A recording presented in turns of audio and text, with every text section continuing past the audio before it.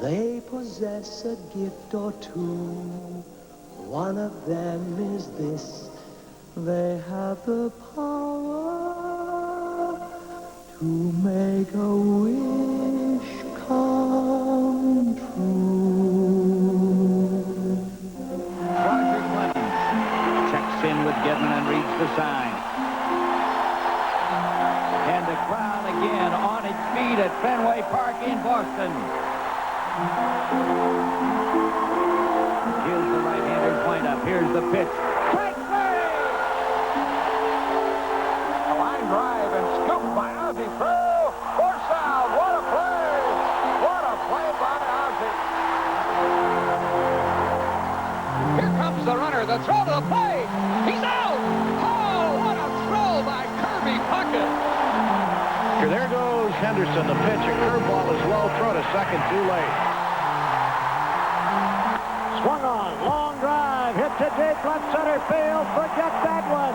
Way, way back. 18th home run of the year for Ken Seiko. 55 years ago, the All-Star Game was conceived as the dream game. Could there have been a better way to describe it?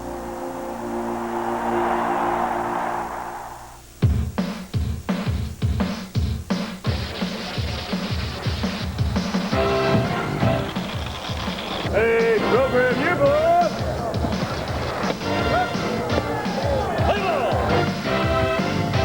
Hit the ball! Get ahead! High in the air to deep left field. A grand slam! Get a base down there! Out! 1938, the first All-Star Game ever played in Cincinnati's Crosley Field. Johnny Vandermeer of the Reds, the only pitcher ever to throw consecutive no-hitters, started and won. 15 years later, Cincinnati again played host to the Stars, and the star was Enos Slaughter, who helped to defeat the American League with a great catch off Harvey Keene. But perhaps the most memorable play in recent All-Star history came in Cincinnati's Riverfront Stadium in 1970 when Pete Rose separated Ray Fosse from the ball to give the National League a victory. Now, 18 years later, Riverfront Stadium is again the site of the All-Star Game. The stadium, a sparkling jewel, nestled between the Ohio riverbank and downtown Cincinnati. Yesterday, the Stars gathered at the stadium, and informality was the order of the day. There was Banks from yesteryear, and Herzog, and Dawson from today, and nameplates for the new stars. And what's a star without a director's chair? And old friendships revived despite new uniforms. And the Stars themselves making like fans. Sign here, please, asked Kirby. And would you guys mind saying cheese? Scenes you'll see only at the All-Star Game.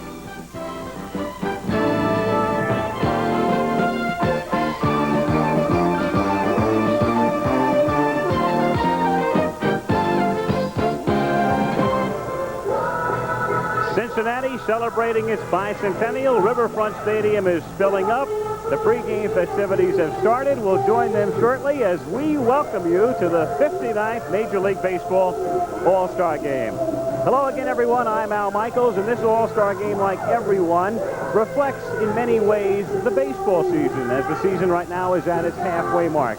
It's been a season of stability and continuity in ways, and that's why when we look at the lineups tonight, I guess it's comforting for a lot of people to see the names like Dave Winfield and Gary Carter once more in All-Star Game starting lineups. It's been also a season of transition. Where, for instance, tonight is Dale Murphy, and where is Fernando Valenzuela? Where is Tim Raines? They're not here. And how in the world do you play an All-Star Game without Mike Schmidt? But he's not here. The baton has been passed. Bobby Bonilla will start at third. Welcome, Bobby. You're liable to be there for a while. Like all seasons, it's been one of surprises, too. Doug Jones has spent a lifetime riding the buses in the minor leagues. He knows what the waiver list looks like, and yet he's here as a member of the Cleveland Indians. And Chris Sabo goes to spring training looking for a job, winds up as the Red third baseman, and he'll play the All-Star Game tonight in front of his hometown fans. As far as first-time All-Stars are concerned, let's go back to 1966, Busch Stadium in St. Louis, and the Cardinals were fleet even then, because as Maury Will singled to right, steaming around third came Tim McCarver, the fleet-footed catcher, as the National League won it 2-1. And now live here is Tim McCarver in 1988. As you look back 22 years ago, what do you remember most about that day, Tim? Well, I think the unbridled enthusiasm. As a matter of fact, that same wide-eyed enthusiasm is so evident here in Cincinnati. You go in both locker rooms, and the guys, it's just unbelievable. It's like people opening their packages on Christmas morning. And no wonder, 30 of the players are here for the first time, 18 in the National League and 12 in the American League. One story, Chris Sabo, the only rookie on either side, wants 5 items signed, 2 bats, 2 gloves, and 1 ball. But I think once the glitz and glitter is over and the games begin, the competitive juices start flowing. Oh, absolutely, and nobody wants to be embarrassed in front of 50 or 60 million people. A first-time All-Star in 1970 was a right-hander with the Baltimore Orioles who made his All-Star debut in this stadium. And he struck out Willie Mays, Jim Palmer of the Baltimore Orioles, though the National League that night prevailed 5-4. Jim, what do you remember about the 70 All-Star game? I think my first 2 emotions, number one, jubilation because Earl Weaver named me to the ball club, and then fear because when I opened my Christmas package, I saw Willie Mays leaving off, Dick Allen batting second, Hank Aaron, followed by Tony Perez, then a guy by the name of Rico Carty, who was 366, followed by Johnny Bench. But tonight, the 2 pitchers involved as the starters, Frank Viola, 14-2, most valuable player in the American League last year, and Dwight Gooden for the National League. He's been in 4 All-Star games, 2 starts, can be as good as anybody. I don't think fear is going to enter into their minds tonight. And pitching has been very much the dominant factor and feature of recent All-Star games. A good many of them have been low scoring. The pregame festivities going on. Disney World salutes baseball. Back with that from Cincinnati after this. Pregame show.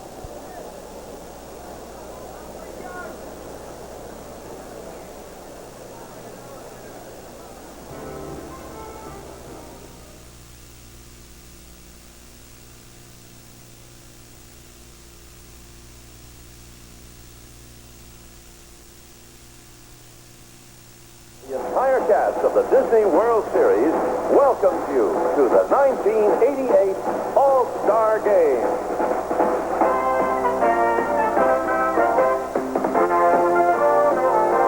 Hi, everybody.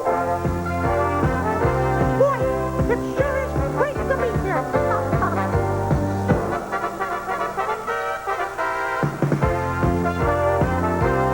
What a terrific day for baseball.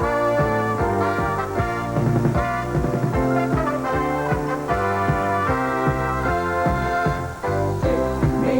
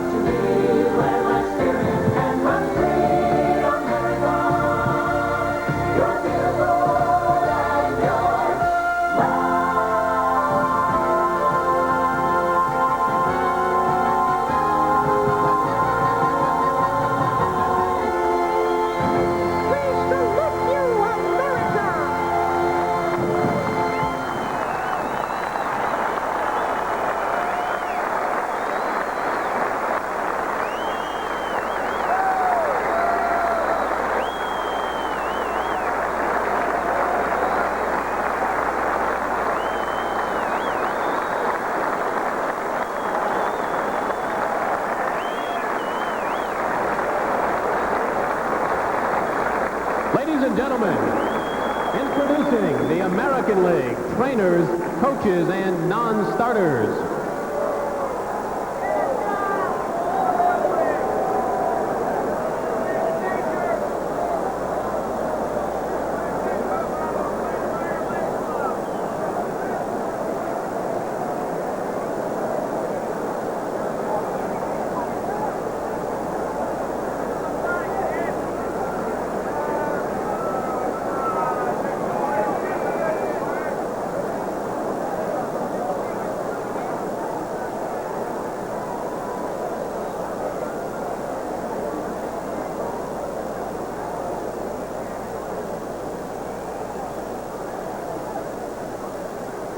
The trainers.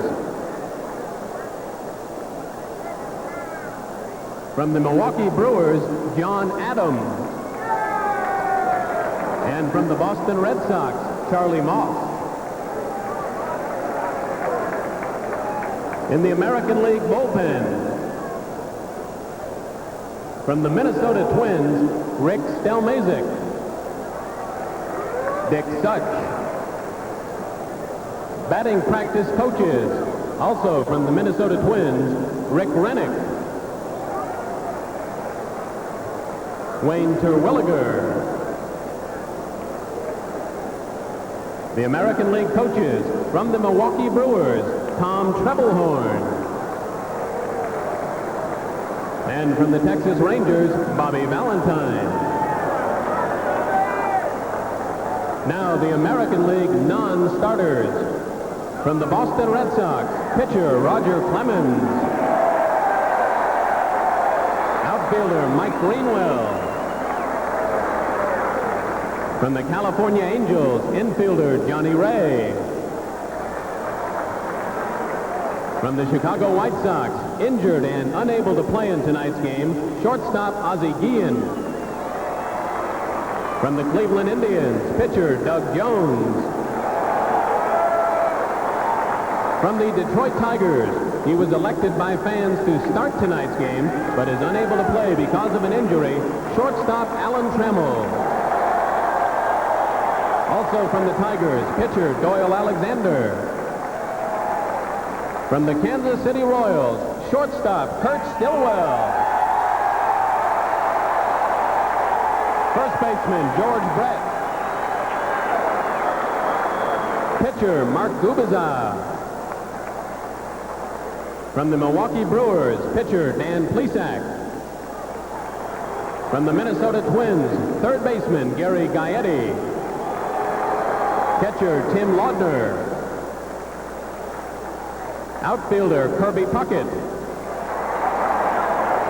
Pitcher Jeff Reardon. From the New York Yankees, first baseman Don Mattingly. From the Oakland Athletics, third baseman Carney Lansford. Pitcher Dennis Eckersley. From the Seattle Mariners, second baseman Harold Reynolds. From the Texas Rangers, pitcher Jeff Russell. And from the Toronto Blue Jays, pitcher Dave Stieb. And now the American League starters. Managing his first All-Star game from the world champion Minnesota Twins, Tom Kelly.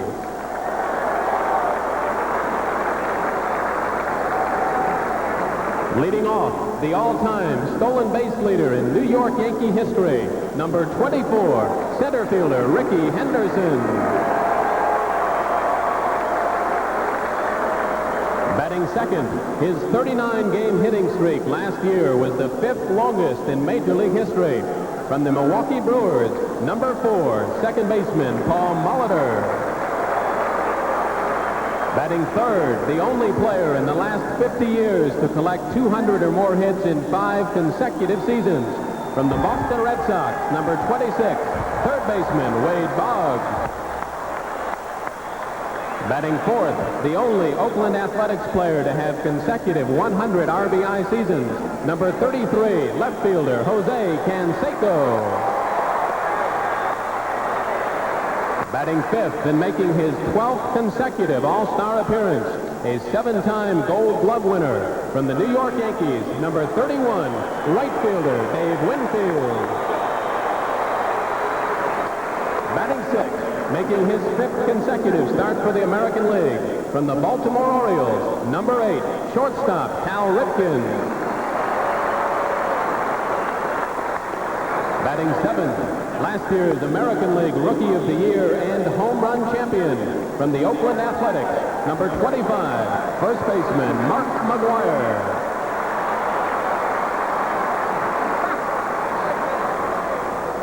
Batting eighth, the only Oakland catcher to be elected by fans to start in an All-Star game, number 36, Terry Steinbach. And in the bullpen, warming up, batting ninth, the 1987 World Series MVP from the Minnesota Twins, number 16, Frank Viola.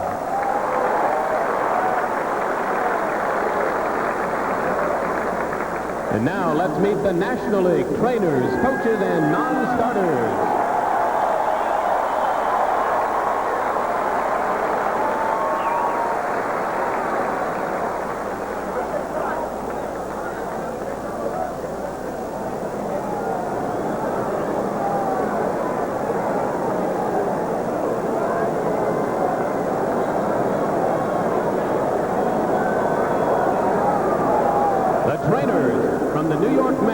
Steve Garland.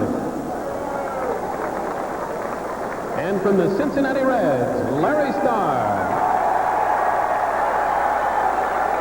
The batting practice coaches from the St. Louis Cardinals, Rich Hacker,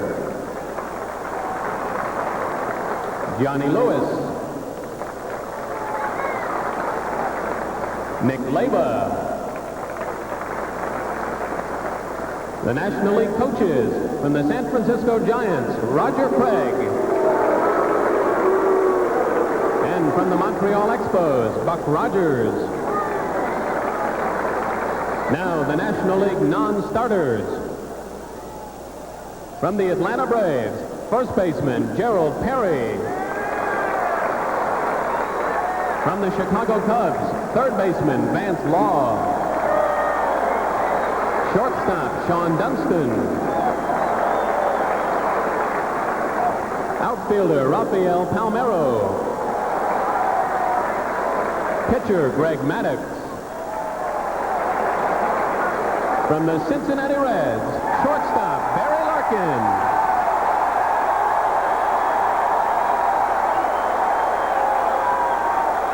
Third baseman Chris Sabo.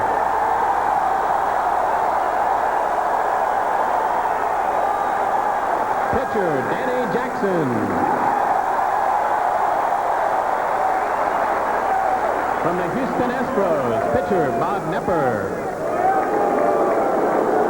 From the Los Angeles Dodgers, pitcher Oral Hershiser. From the Montreal Expos, first baseman Andres Galarraga. From the New York Mets, pitcher David Cone.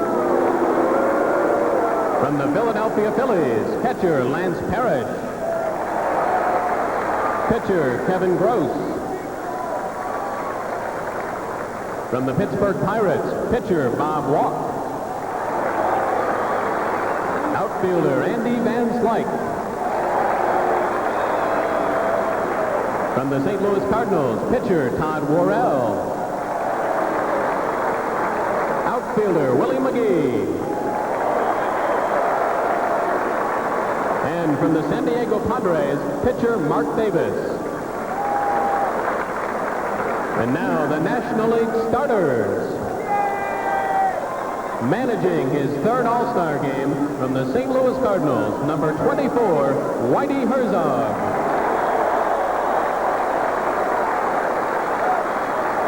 Leading off for the National League, a three-time National League base-stealing champion from the St. Louis Cardinals, number 29, left fielder Vince Coleman. Batting second, winner of 5 consecutive Gold Glove Awards from the Chicago Cubs, number 23, second baseman Ryne Sandberg. Batting third, the National League's 1987 Most Valuable Player from the Chicago Cubs, number 8, center fielder Andre Dawson. Batting fourth, the National League's leading home run hitter with 21 so far this season from the New York Mets, number 18, right fielder Darryl Strawberry. Batting fifth, the National League's Player of the Month for both April and May this year from the Pittsburgh Pirates, number 25, third baseman Bobby Bonilla. Batting sixth, the National League leader in RBIs with 68 this season from the San Francisco Giants, number 22, Will Clark. Batting seventh, twice voted the All-Star Game's most valuable player in 1981 and 84 from the New York Mets, number 8, catcher Gary Carter. Batting eighth, the top vote getter in the fan balloting for the second straight year from the St. Louis Cardinals, number 1, shortstop Ozzie Smith.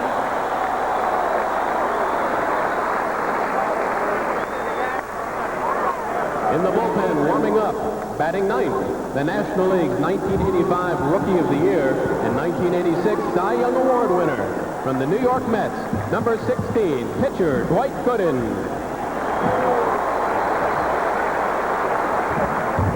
Now to introduce tonight's honorary captains. Representing the American League, an 8-time All-Star whose uniform number 1 was retired earlier this year by the Boston Red Sox, with whom he played for 14 seasons. The man Ted Williams called the silent captain of the Red Sox. He was elected to the Baseball Hall of Fame in 1986. He compiled a lifetime batting average of 288 and drove in 100 runs in a season 6 times. Introducing the American League honorary captain, Bobby Doerr. Now for the National League. In 21 seasons with the Pittsburgh Pirates, he batted .282 with a club record 475 home runs. A 7-time All-Star, he was named the National League Co-MVP, the League Championship Series MVP, and the World Series MVP in 1979. He was elected to the Baseball Hall of Fame last January and will be inducted July 31st in ceremonies at Cooperstown, New York. Introducing the National League honorary captain, Willie Stargell.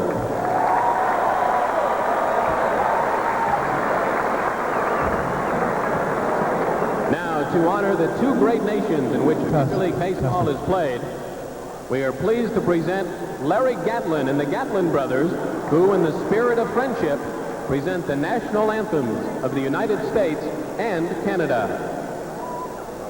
Oh, Canada, our home and native land, true patriot love, in all thy sons command. With glowing hearts we see thee rise, the true North strong and free, from far and wide, oh Canada, we stand on guard for thee. God keep our land glorious and free. Oh Canada, we stand on guard for thee. Oh Canada, we stand on guard for thee.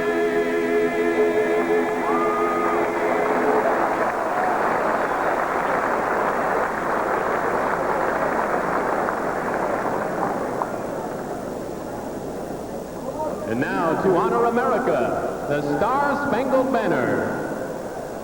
Oh, say, can you see by the dawn's early light what so proudly we hailed at the twilight's last gleaming, whose broad stripes and bright stars through the perilous fight o'er the ramparts we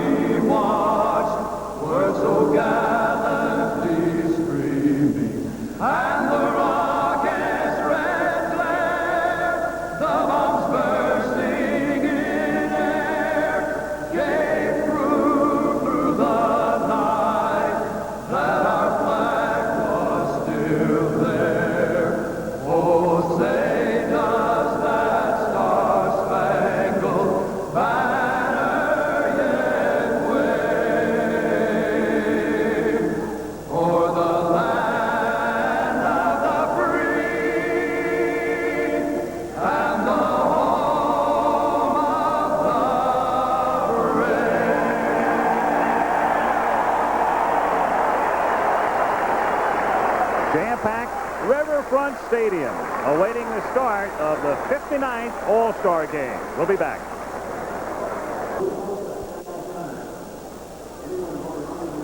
Cincinnati, right after this message, and a word from your local station.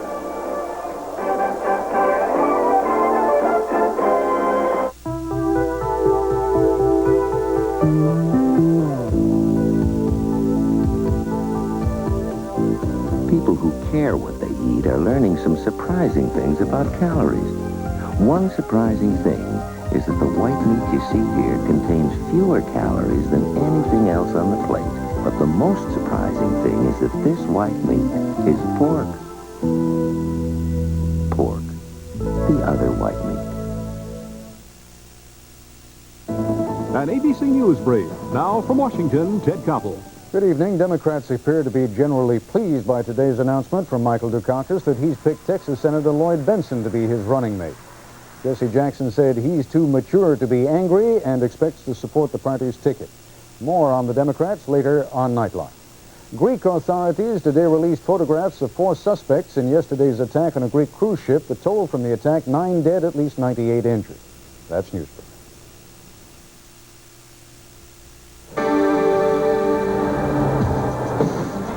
Fill it up. Ultra.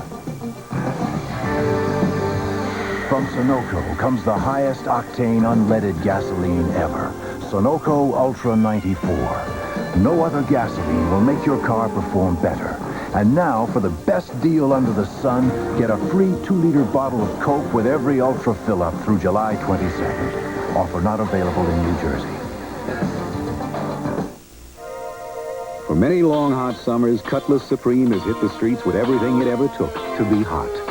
The totally new Cutlass Supreme is, without a doubt, the hottest Cutlass Oldsmobile has ever built. Just looking at it is bound to raise your temperature. So it seems only fitting we should help you keep cool. Now, while it's hot, we've made it possible for your Olds dealer to pass along big savings on air-conditioned Cutlass Supremes. Get free air conditioning and save $775 at your Olds Connection dealer today.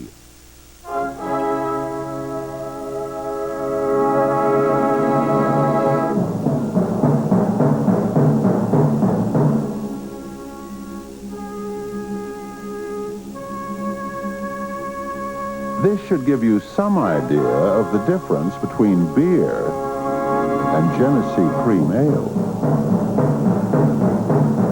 Smooth Genesee Cream Ale. It's not the same old brewski. Still on the muggy side, the AccuWeather forecast after baseball.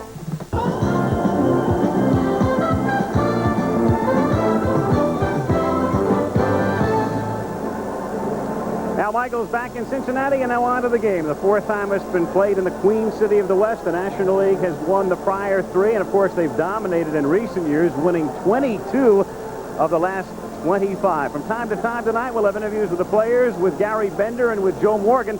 Earlier, they talked to the top vote getters. First, Gary. With me, the top vote getter in the American League squad, Jose Canseco of the Oakland Athletics. Jose, a second time on the squad, but as a rookie you didn't play, but tonight a starting job.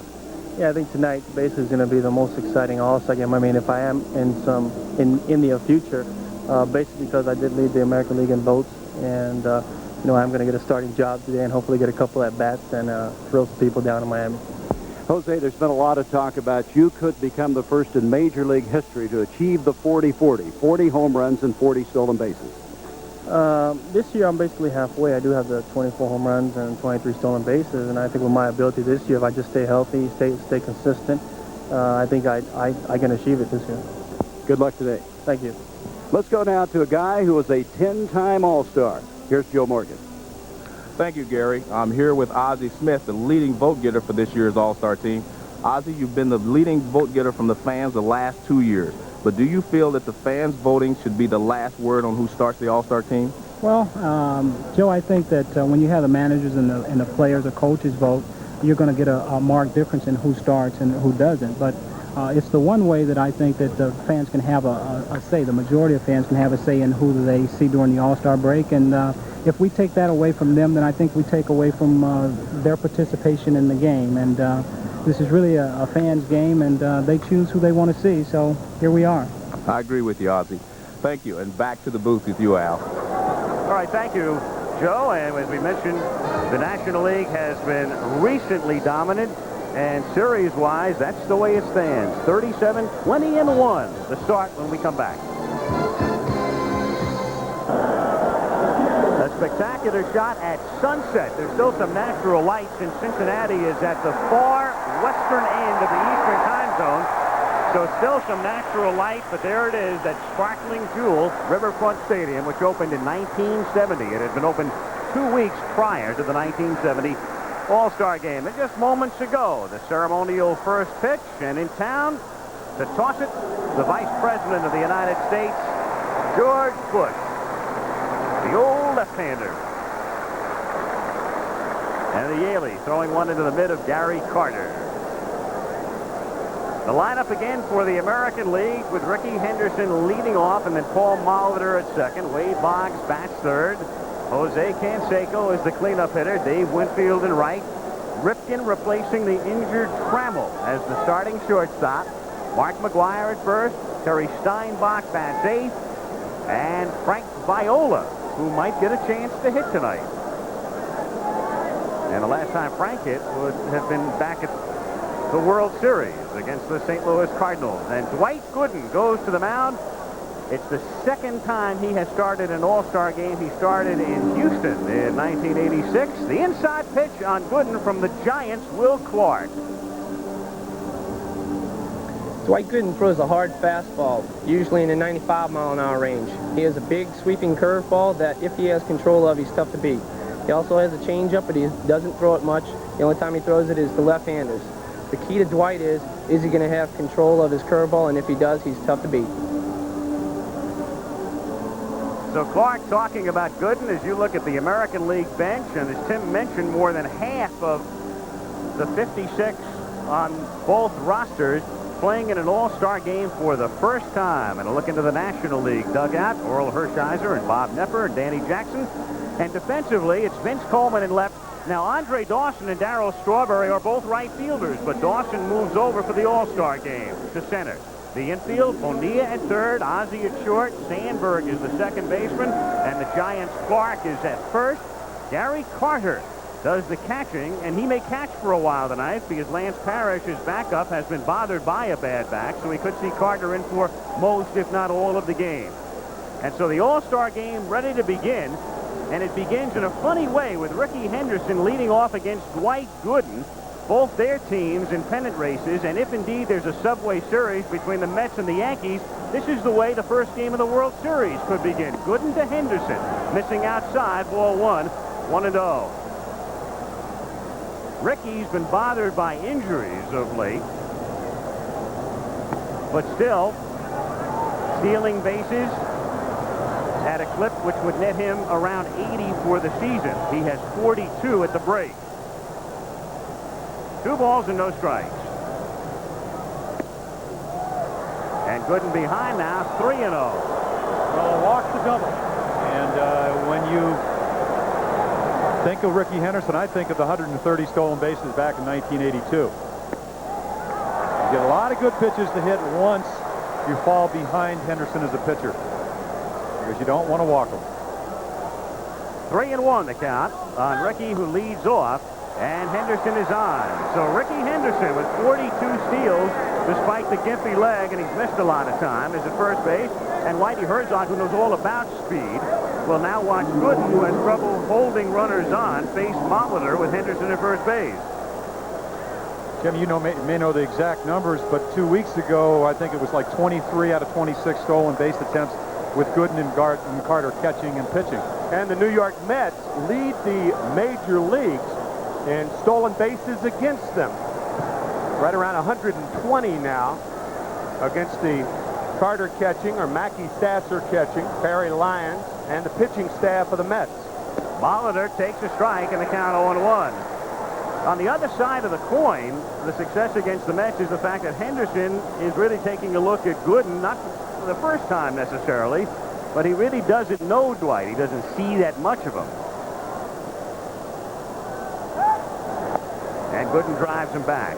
That's one of the big reasons that pitchers in all-star games usually have the advantage because hitters haven't seen the pitchers enough to really know what kind of style they have, not only their move, but how they deliver the ball to the plate. There he goes. He gets a huge jump, and it's a chopper foul outside third.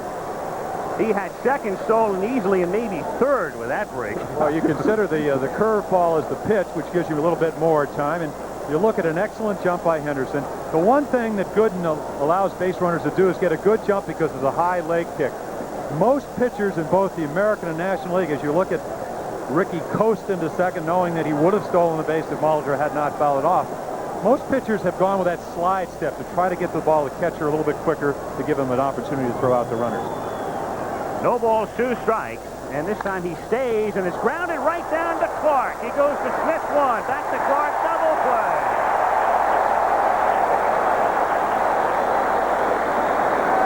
So after going on the previous pitch, he stays put, and the National League turns a 3-6-3 double play. The National League with an abundance of excellent fielding first basemen. Will Clark, Andres Galarraga, a member of the National League squad, Keith Hernandez, of course.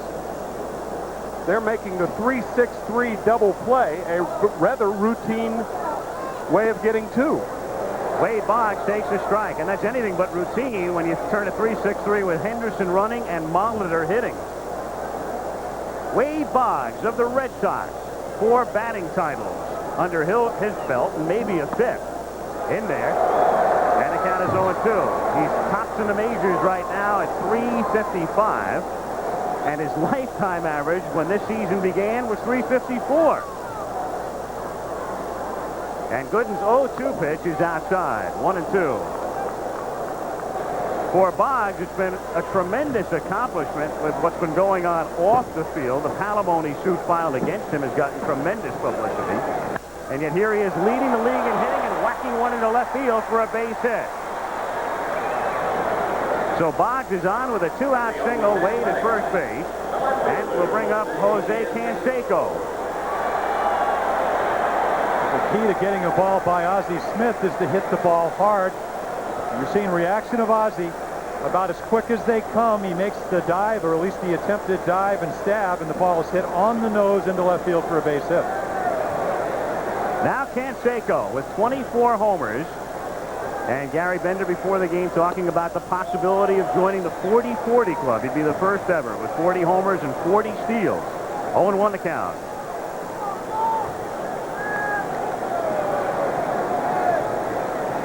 Boggs at first with 2 down. And Canseco takes outside. So Canseco having a real good season. His partner in crime last year, Mark McGuire, is in the lineup, but McGuire really in the lineup based on last year's numbers more than anything else. Canseco is deservedly here as the cleanup hitter. Missing away in the count 1-2-1. And Jose talked about 50-50. Somebody said, that's real tough to do. He said, okay, I'll settle for 40-40. He said it's very unusual for large people to run as fast as he does, especially Latin players. The 2-1 is in the dirt, and the count now 3 balls and 1 strike. With Boggs at first base and 2 out in the first inning. All-Star game just underway at Cincinnati. And Al, he's made himself such a better outfielder. It seems that he is much more mature, much more conscious at the plate of not trying to different stances. Last year it seemed like he had 101 different stances, 1 for every occasion. It looks like he's more closed now than he was in the first 2 years when he came up. Rookie of the year in '86. Chased it, and the count 3-2. Of course, we saw the inside pitch from Will Clark, and what he talked about was the 95-mile-per-hour fastball, but what he failed to say is you have to lay off the high fastball to be successful against Dwight Gooden. You see it well, but very difficult to hit. Great movement up in that zone. Boggs goes on the 3-2 pitch, and it's popped in the air to right field.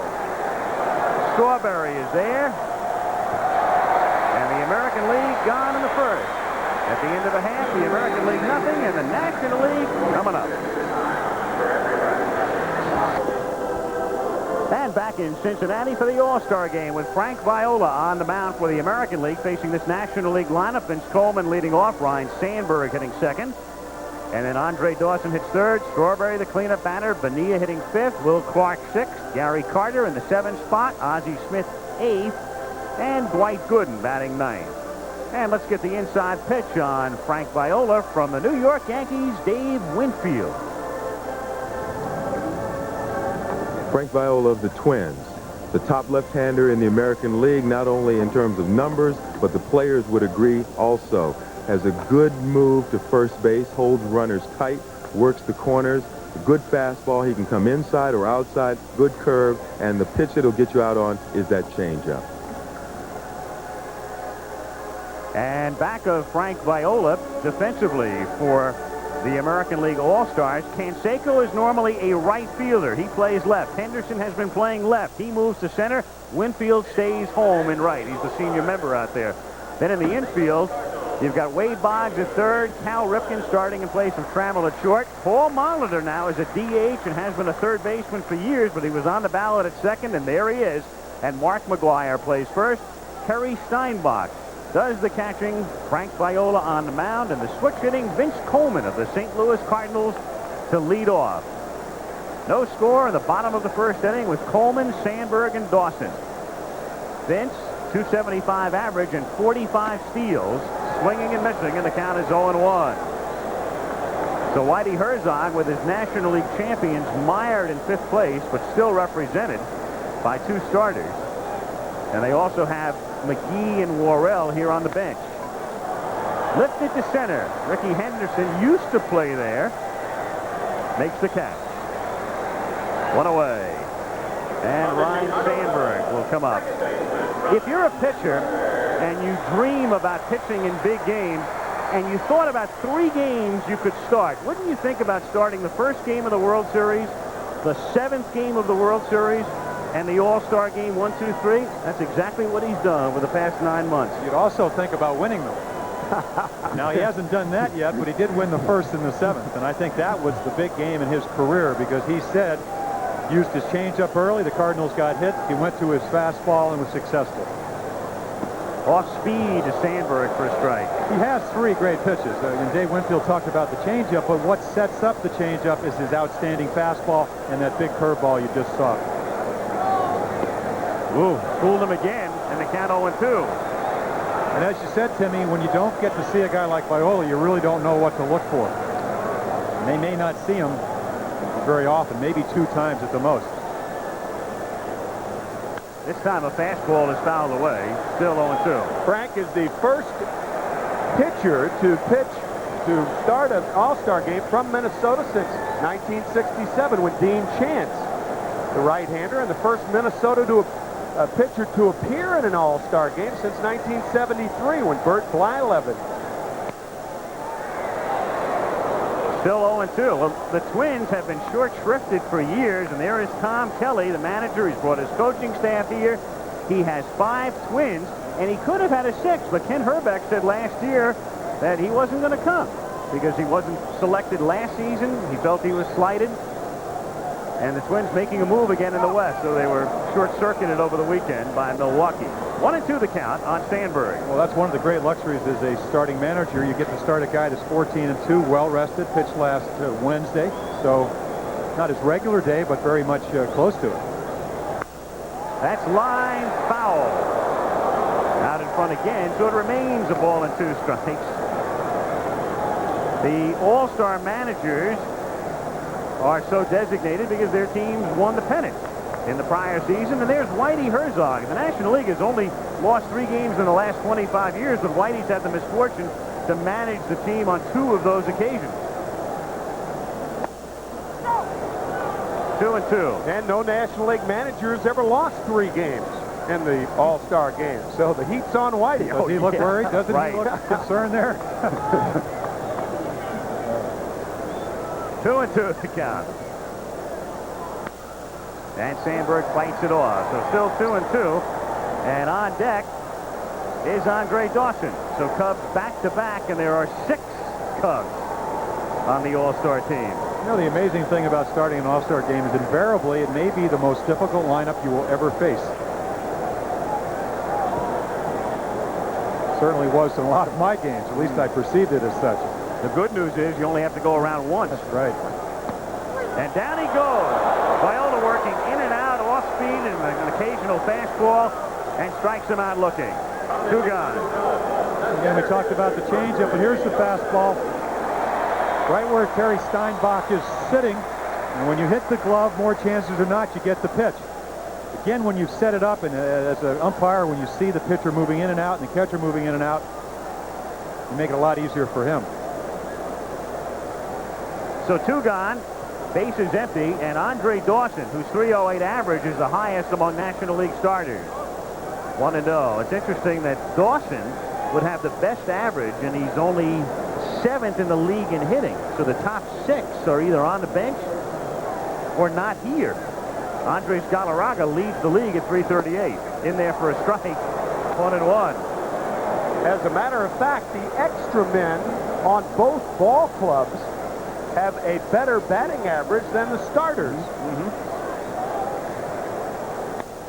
That's popped up and out of play. In a way, that's not that unusual because the fans do the voting for the starters, and a lot of times you vote with your heart. And then after the fans are through, the managers and the league presidents say, okay, give me the stat sheet. Where is that guy hitting .330? Andres Galarraga, a prime example. Dawson fouling it away, and still a ball and 2 strikes to count. Dave Winfield talking on the inside pitch about how Viola likes to come inside. It's interesting that Winfield would say that because Dave likes the ball out over the plate. And the first thing he said about Viola is that he'll come inside. As he did to strike Sandberg out. And here Dawson pops it up in foul ground. Steinbach comes all the way back but runs out of room. So still 1 ball and 2 strikes to count. And you saw Frank Pulley, the plate umpire. 6 umpires working this game. With Pulley at the plate, Larry Barnett of the American League at first, Terry Tata, National second. There they are, Dale Ford at third. Randy Morris from the National League down the line and left, and Dan Morrison down the line and right. 1 ball and 2 strikes to count on Dawson. Viola gets him to swing out in front, and it's grounded to third, and Boggs over to McGuire to set him down 1-2-3. At the end of 1 in the All-Star game at Cincy, no score. We've seen a few blimp shots in our time. That is spectacular. That's almost like a painting. As you look down into Riverfront Stadium on the banks of the Ohio from the Goodyear Blimp Enterprise, which hovers above downtown.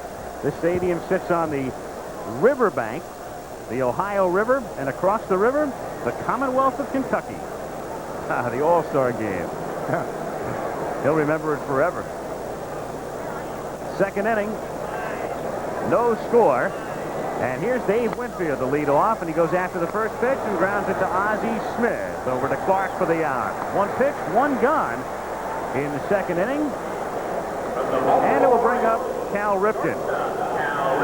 Alan Trammell having a sensational season with the Tigers, and he would have been the starting shortstop. Is in uniform, was introduced, hopes to come off the disabled list shortly, but he has that bad contusion on his elbow, and so it's Ripken getting the start. It's not too shabby at shortstop. Started off horrendously this year along with the Orioles, who lost 21 games to start the season, but as you can see, he's no stranger to all-star games, and for obvious reasons can hit, good fielder. And on the bench, and that's where he'll have to stay, is Alan Trammell with that left elbow. Hit by Todd Stottlemyre, who throws extremely hard. And then he came back a couple of nights later and hit a grand slam to beat the Yankees, but it acted up again, and he had to go on to DL. As a matter of fact, the American League has 2 shortstops on the ailing list. Ozzie Guillen of the Chicago White Sox also unable to play. Also hit by a pitch. Yeah. He said, I'm too little to get hit and then play in an all-star game. 2-0 pitch, a strike. It's a real shame when you get named to the team, and there is Guillen representing the White Sox, and I know how terrible Robbie Thompson of the Giants must feel with that pinched nerve. He's had back problems for a long time, and they've acted up, and he can't be here. And his teammate Rick Russell got married during the All-Star break, so he's not here either. Ozzie Smith over to Clark for the out. So Winfield and Ripken both ground to short. 2 gone. Bases empty. Second inning in a scoreless game as Mark McGwire comes up. McGwire, the rookie, splashed last year with the Oakland A's with 49 home runs. Streaky kind of year for him here. And they'll need him to get hot in the second half as the Twins and the Royals try to nip away at the A's lead. In for a strike, 0-1.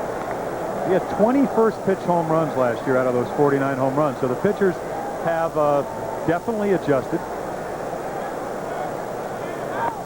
There's some talk in the American League what they've tried to do, and he was beamed earlier in the year. They have tried to throw inside and then have tried to establish the outside part of the plate, and he's had some problems with that. Fouled away. That was an inside fastball right there. And this is a game that certainly illustrates why you have to pitch power hitters inside. Almost all power hitters like to extend their arms. Gooden ties up McGwire. Canseco the same way, I understand. And Strawberry certainly like that. Andre Dawson like that. The problem is when you miss inside, your mistake is a home run. You miss away, it's a single. Gooden couldn't figure out where he missed with that last pitch. It's 2-2. And now it's 3-2 on McGwire. Well, Dwight has the luxury, and we've seen him in the first week. He got Winfield out with a curveball. He got Ripken out with a fastball. He throws so hard, it's tough to catch up. Throws him a breaking pitch. And down goes McGwire. And at the end of 1.5, no score. Every time we see an all-star game, I keep thinking about that old line, deep depth. Who was it, Yogi or somebody who came up with that? But there's deep depth. Kirby Puckett, a bench warmer, at least at the start. Darryl Strawberry to lead off in the bottom of the second inning, leading the National League in home runs, and 11 of those 21 have come against left-handers. 1-1, so he'll dig in against Viola to be followed by Bonilla and Clark.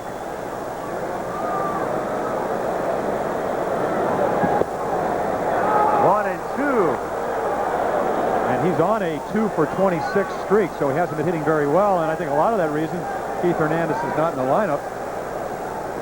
Pitching right around him and inside to him. Of course, that is the weakness, I suppose. This year, he's had such an outstanding year. If you do not get the ball up and in, or down and away, he's going to have a home run swing as you take a look at a ball that he just barely nicks up and in as Viola runs it there. And he grounds it down to second. And that's Molitor back in his old position, throwing out Strawberry. Bobby Bonilla coming up. And Bonilla's story, a most interesting one. Growing up in the South Bronx.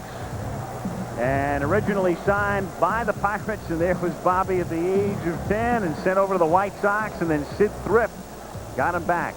He came back to Pittsburgh, and he's done a tremendous job for the Pirates this year. He grounds the first pitch down to Ripken, who throws him out, and Frank Viola has set down 5 straight. So 2 gone quickly in the second inning, and it will bring up Will Clark. Speaking of deep depth, is George Brett on that bench? Well, let's see, we saw Puckett 350, Brett sitting 330. I mean, boy, this is a great team to manage. And they can play defense. And I think that is one thing that the American League, as you said, Al's lost 22 out of the last 25. They have tried to come up with a ball club, as you see a high fastball right by Will Clark, that can contend with the National League speed late in the ball game.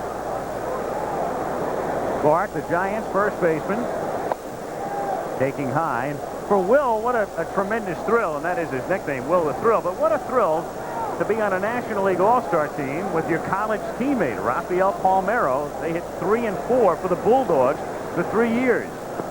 The number 5 hitter in that lineup, Bobby Thigpen, who was an outfielder, and now he has 18 saves for the Chicago White Sox.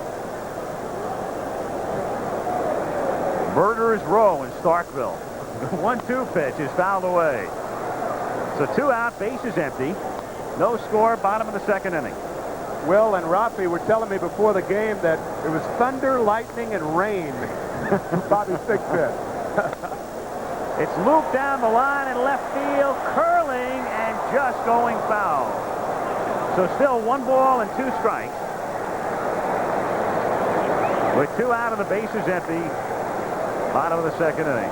Clark coming back.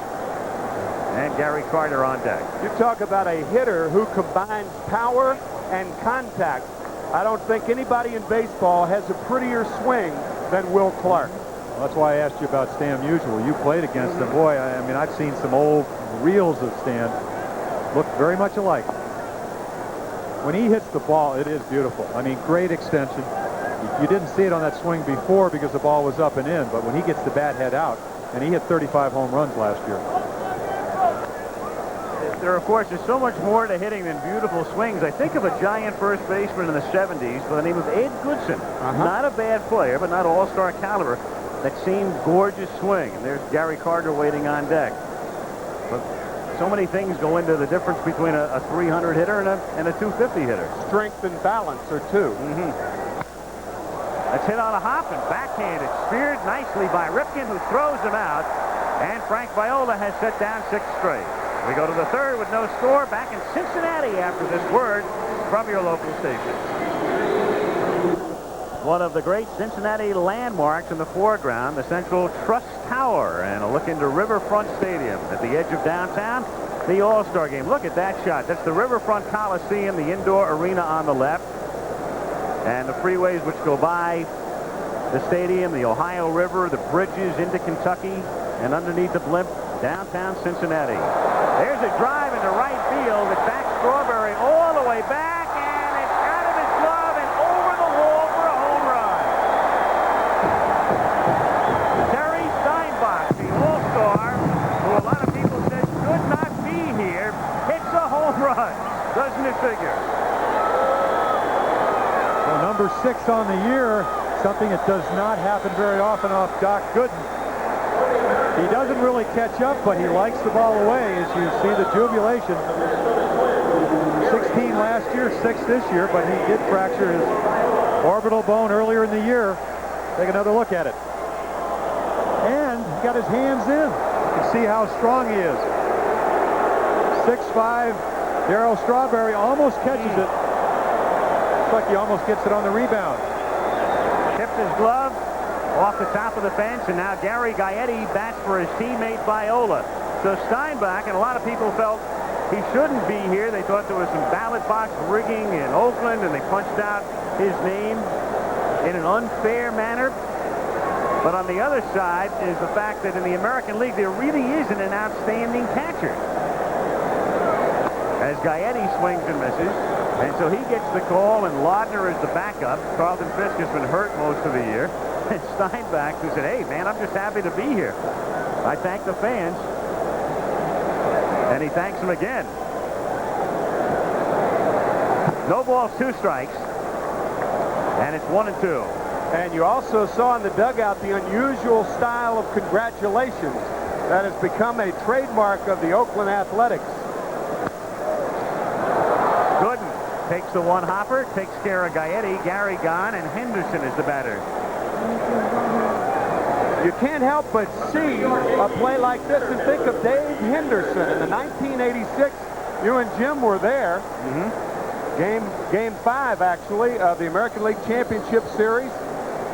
In center when field. Henderson had 2 two-run homers. One that he hit with his bat, the other he hit with his glove. That he dropped.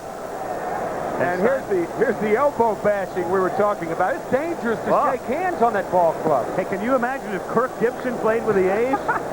The whole team would be in surgery. 1-0 on Ricky Henderson, who drew a walk in the first inning. That's grounded to the hole and a base hit. So Henderson gets on for the second time. Remember, in the first inning he walked. He stayed put on the first pitch. Had a tremendous jump on the second on a foul ball, and then stayed put and was the front end of a double play on the third. And there's Steinbach, last man to do it. Lee Mazzilli in '79 at the Kingdome in Seattle. A home run in his first All-Star game at bat. He may be maligned because he's here, but he had a solid year. I mean, a guy that was converted from a third baseman to a catcher made the transition very well. Thrown out 48% of all runners trying to steal this year, so he's, as I said, been hurt, but now, of course, it's Gooden and Carter trying to throw out Henderson. Ricky with his 42 steals, and again, he has missed a lot of time. You know, I was talking to him about that, Al, and he said, you know, with Billy Martin managing early, he said a little more aggressive style, and that's why he sprained both ankles. Not to blame it on Billy, but just the aggressive style of playing. Wide of third, short hop by Bonilla to second, and they force Henderson for the second out. So Bobby Bonilla ranging to his left. You know Bonilla can hit. The question a couple of years ago was, where do you play him? And he's found a home at third in Pittsburgh. Well, he played the outfield. We know he can play first base, but then again, he's a good athlete. Switch hitter, just smothers it, knows he has to get the lead runner and does that. It's interesting that Molitor has not taken pitches either time up, but then again, he's not hitting an accustomed second spot. Ball with 26 steals, only been thrown out 3 times, so I think most people think of Paul Molitor 39-game hitting streak, but he can do a lot of things. Home runs, high batting average, and steal bases. And so versatile. And again, he's a former second baseman.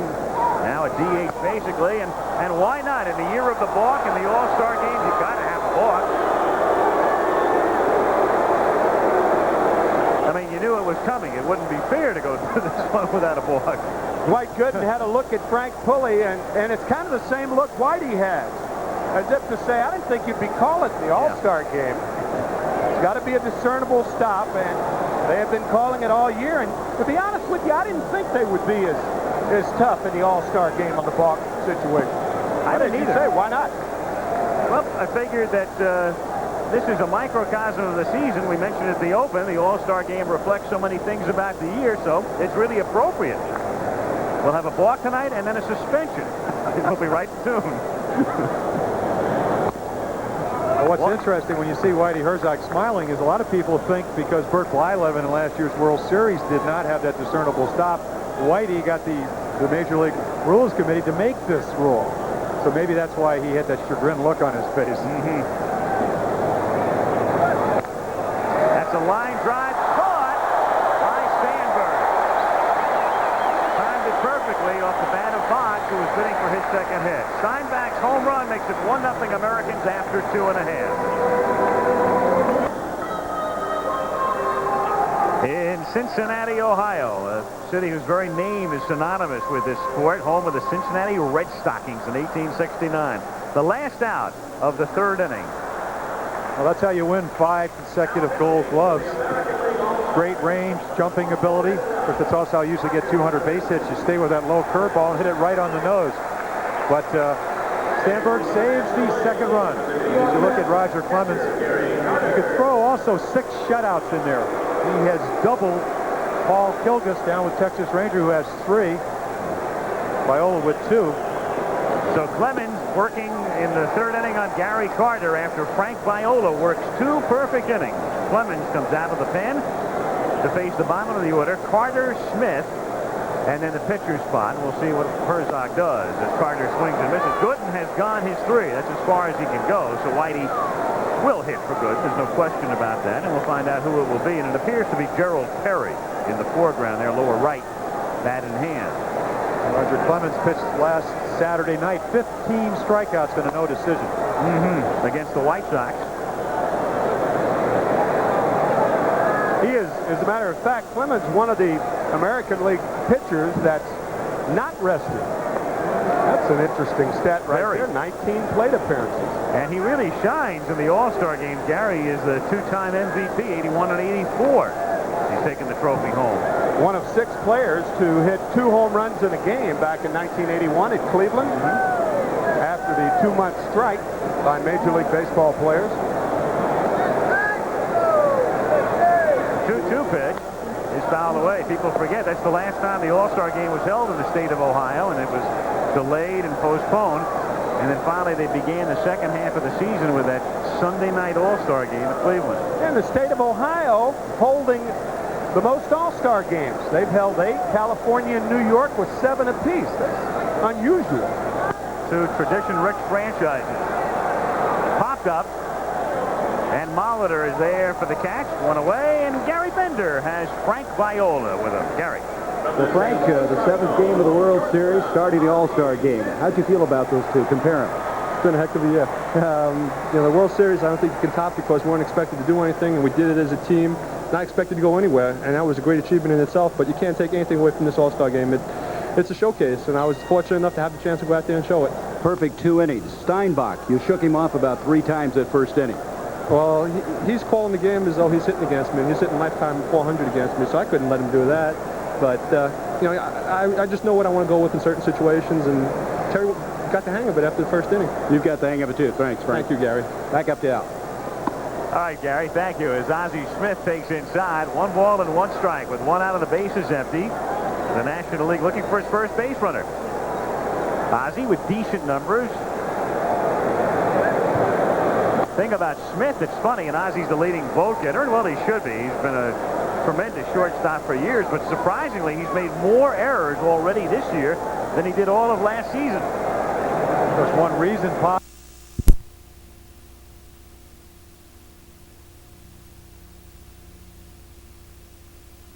Marilla having been betrothed once, many years ago, but because of a quarrel, she never married, and she's had to live with her brother ever since. So that's it. What? Poor Marilla's been thwarted in love. Must have been a supremely tragic romance. Did they say anything else? No. But I'll keep my ears open. I have to go now. Mother doesn't know I'm gone. Luck on the exam tomorrow. You too. I hope you stand first. I am indebted to you for life.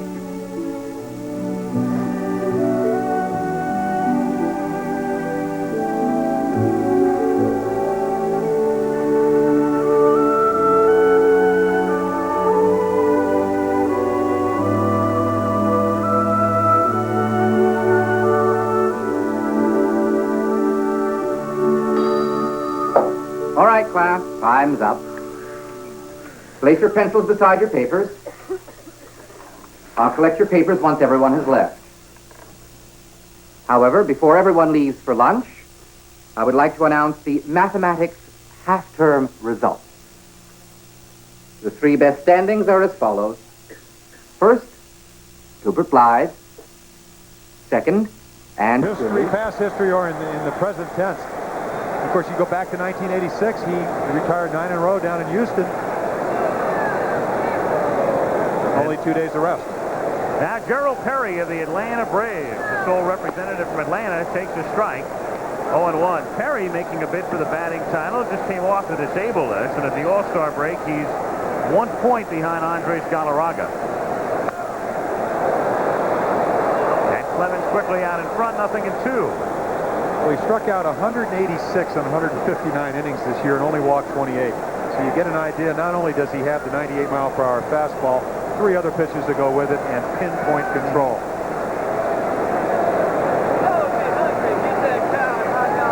And the 0-2 pitch fouled away. That was best typified, of course, by the night in which he struck out 20 Seattle Mariners 2 years ago, and that incredible figure under BB for bases on balls. None. No walks, innings, 20 strikeouts. 9 innings, 4 hits, 0, 0, 0, 20. To left field. And it's Canseco who plays right in Oakland, but he has given way to Winfield tonight. And at the end of 3, it's still American League 1, National League nothing. In the blue cap with a white K for Kentucky, A.B. Happy Chandler, a familiar figure at Riverfront Stadium. He lives in Lexington, not far from Cincinnati, in the heart of bluegrass country. And a guest Commissioner Uberoth tonight, looking on at the 59th All-Star Game as we proceed to the 4th. And Bob Knepper does the pitching for the National League, and he starts Jose Canseco with a strike. You think those 2 guys know a little bit about hitting? Brett and Mattingly. And behind them, Mike Greenwell was trying to eavesdrop. Yeah. He only has 71 RBIs, right? He needs to learn a lot. Right. Oh. Of course, they'd like to miss this guy because he is tough on left-handers. Bob Knepper won his 12th game on, won his 9th game on Friday night. He beat Dwight Gooden, as a matter of fact, at the Dome down in Houston. The National League does not have a rested starting staff. And only 2 relievers. Right. 1-2 to Canseco, and that's a real good point because by rights, Greg Maddux of the Chicago Cubs, and we have to mention him, is the winningest pitcher in the big leagues with 15, and by rights he should have started, but he pitched a complete game against San Diego Sunday and doesn't figure to pitch tonight. High, towering fly ball to left field, and Vince Coleman puts it away. Canseco gone, one out. Winfield coming up, and let's go down to Joe Morgan, who was with Dwight Gooden. Thank you, Al. Dwight, this is your second All-Star start. I don't think the American League has seen the real Dwight Gooden yet. I don't think so. It was fun out there tonight, Joe, but couldn't really get the rhythm going the way I like, but hopefully I'll be back again. Your lead is down to 3.5. Are the Mets concerned? We're not really concerned. We got swept in Houston, but that's okay, and the break came right at the right time, and hopefully we could pick up in the second half and start off fresh. Right. Back to you, Al. Okay, Joe, as Nepper works with one out on Dave Winfield, taking outside. 1-0 Winfield with a mark close at hand. 6-game hitting streak. Mickey Mantle and Joe Morgan hold the record, 7. And think about it, it's tough to have an all-star game hitting streak going. Number one, you got to be on the team. Number two, you have to be in the lineup or at least pinch hit. And then you have to get enough at-bats to keep the thing going. 1-0 pitch, and he's in the book with Mantle and Morgan, and he'll be in with a double as Winfield rounds first and pulls into second.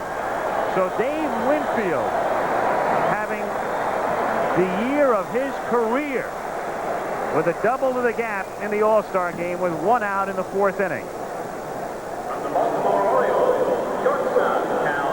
Well, the 7th double, also a record.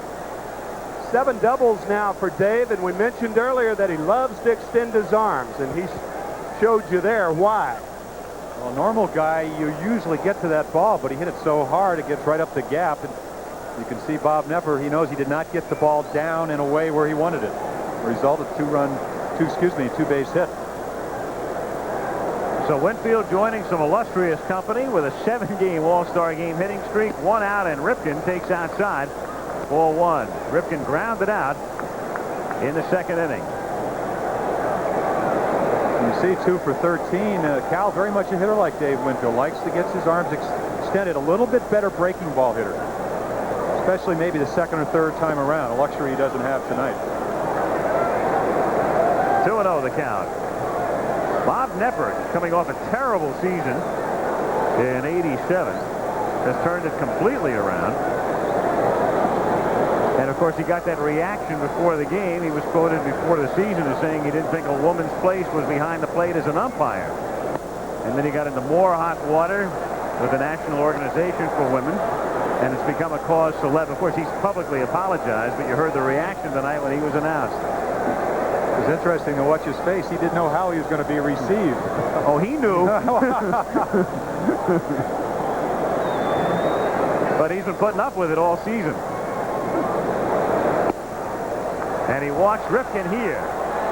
So runners at first and second now for the American League with 1 out in the 4th inning. And Tom Kelly sending McGuire to the plate.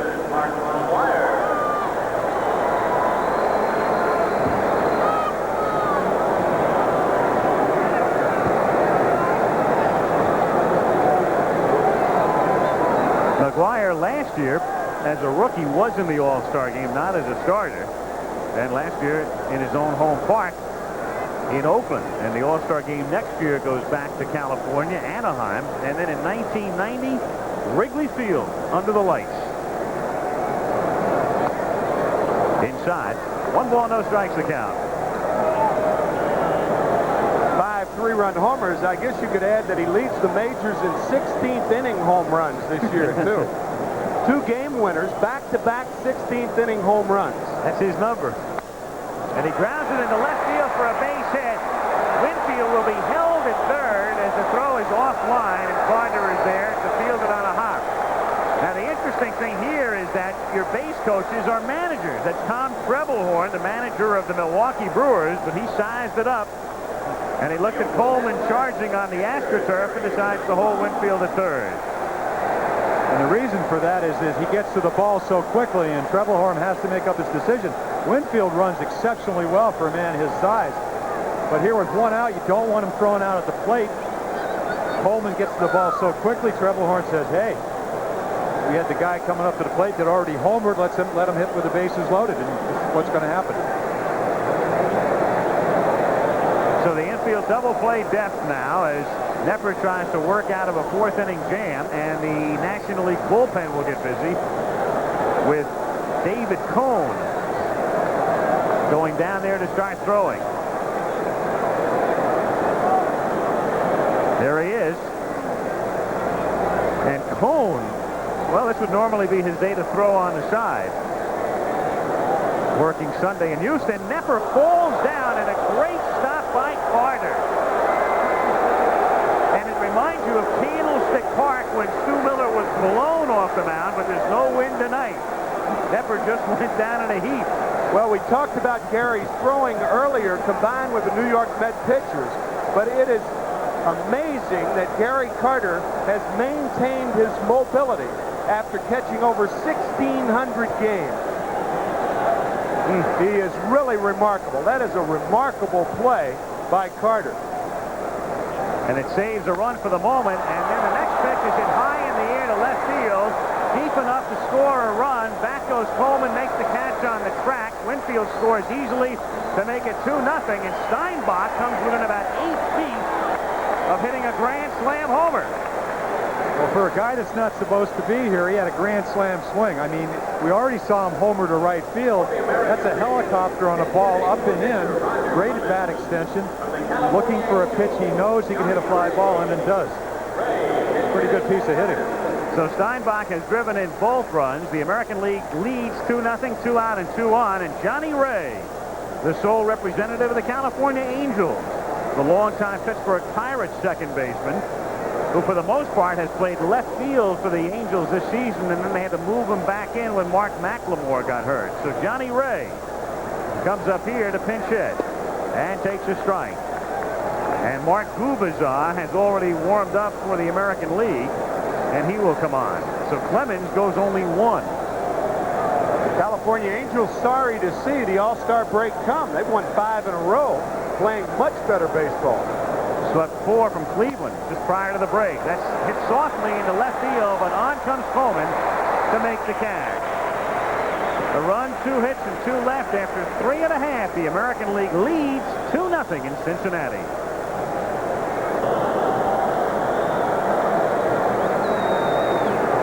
And we come back to Cincinnati. Kurt Stillwell of the Royals on the left, and you saw Harold Reynolds, and in between innings, Gary Gaetti, who's already been in the game, and he can enjoy himself for the rest of the night as the All-Star game moves along. Mark Gubazar of Kansas City comes in to pitch, and Vince Coleman leads off for the National League. The National League without a base runner. 9 up and 9 down, and now Gubazar, who's won 12 for the Royals. This is low to Coleman, ball 2. Coleman, Sandberg, and Dawson. Bottom of the 4th inning, 2-0 American League. It was very important to keep Vince Coleman off the bases, which is 45 steals. Gubazar, to be successful, has to keep the ball down. Something he's obviously done this year. 12-6 last year, 12-5 already at this point this season. 6'5", 210, good sinking fastball, a little bit of breaking ball and a changeup. 4-hit shutout Friday at New York. Line drive, left field, base hit. And so the National League has its first hit, first base runner. And it's Vince Coleman with his 45 steals at first base with nobody out.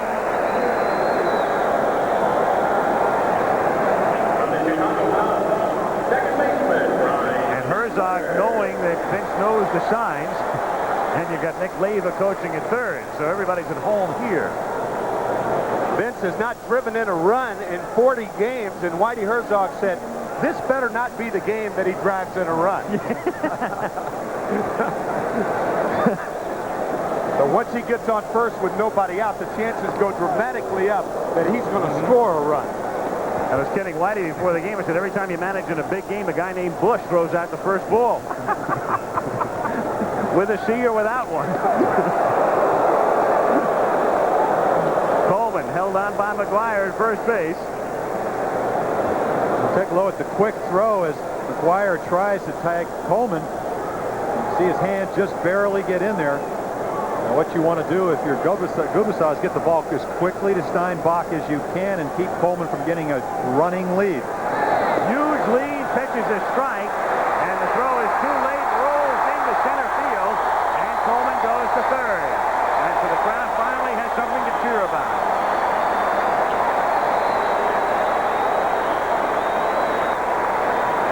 I was talking to Terry Steinbach yesterday, and I said, what do you think they're going to try to do? He says, they're going to try to run me out of the park, and this is what Coleman's trying to do. Steinbach really should have held this ball. He had no chance. Ripken tries to block it. Ball goes into center, and take another look. Coleman's so quick, he's just up and into third base. Still nobody out. 0-1 is the count, and the next pitch is fouled back off the bat of Sandberg. Infield is playing back, so they'll give up a run on a ground ball. American League leading 2-0. Bottom of the fourth. That really is the mindset, even if you're a pitcher. You know with a 2-0 lead, you don't want to be so worried about Coleman that you allow the tying and possibly winning run to come to the plate. Oh, good breaking pitch. The prototypical 0-2 pitch. Get him to chase it, and that's what he did. Goes back to what we said. Sandberg probably hasn't seen Mark Gubicza, so all he sees is 2 fastballs, and then he goes fishing for this low and away breaking ball. Quite effective. So Sandberg gets punched out in the first inning by Viola, and now in the fourth by Gubicza, and Andre Dawson is the batter.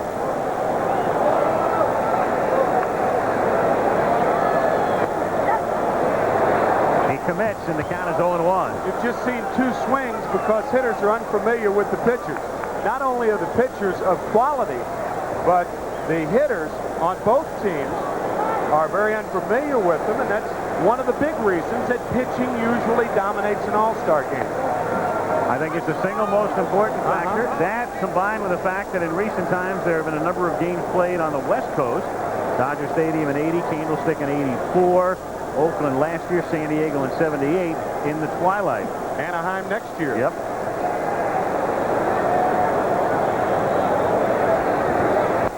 Foul back. 1-2 the count on Dawson. Well, those are some of the points that Whitey Herzog said. What would he change about the All-Star game? He'd limit pitchers to 1 inning. No 5 o'clock games. That's because he wants his hitters to have a chance. And also he'd take away he would take away pitchers hitting and institute the DH. And that's what they're going to do next year in the American League parks anyway. The DH will be used in the All-Star game at Anaheim. And that's in the dirt. It gets away from Steinbach. He can't find it, and Coleman scores. So Vince Coleman doing what he does so often in St. Louis. Single, steals, the third on a bad throw, and home on an errant pitch. A wild pitch here. And the National League doing what it does best with the running game. A faster team than the American League. The American League runs coming on the power. The home run by Steinbach. And Terry has been involved in all 3 runs. He has been the man of the hour. That's grounded back to Gubicza. He knocks it down, loses his glove, stays with it, throws high, pulls McGuire off first base. Gubicza had everything in order until the very end when the throw pulls him off. And that scored a base hit, and they're going to check Gubicza. Well, it's doubtful he's ever had to throw a ball without a glove on. And he throws against his body. You can see the high throw. They call that a snow cone, and Dawson's in on the air, I assume, on a high throw by Gubicza. I think they're going to be charitable here and give him a base hit. They are. Willie McGee goes into pinch run for Dawson and might stay in the game as Strawberry comes to the plate. So McGee running at first.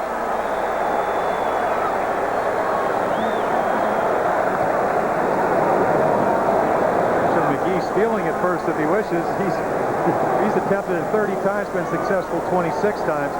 Whitey knows his players, especially the ones from the Cardinals. And that's grounded back to second. Great stop by Molitor, but he has to eat it. And again, Molitor, who really hasn't played second on an everyday basis in about 5 years, getting the nod there in the All-Star balloting and doing an incredible job tonight. And the fans once again show that they know what they're talking about when they put Molitor in second base. He's played one game there this year. Along those lines, the ball players talk about the fans voting, and the ball players were asked to vote for George Brett, and George Brett was picked 6th as a third baseman. That's right. He had played third all year. Word travels slowly sometimes. Bonilla fouls it away in the count 0-1. It's like some of those All-America college football teams that are announced every year postseason. You find out half the time the guy on the second team was injured all year, didn't play. But he was a preseason first-string pick. Absolutely. That's the difference. 0-1 on Bobby Bonilla, who gets brushed back, and the count is 1-1.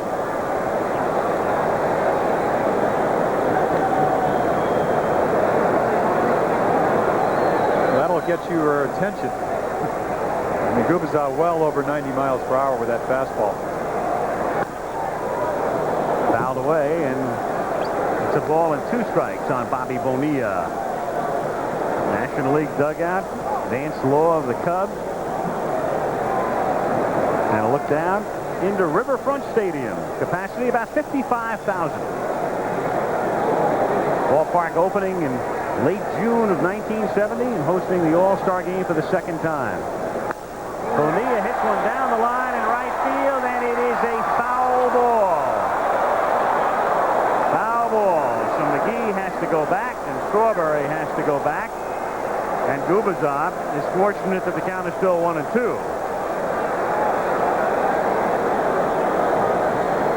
Take another look. This is a camera we used in the World Series last year. It gives you a perfect example of whether the ball is fair or foul. You can see for yourself it just hooks foul at the end. And what a hitter Bonilla.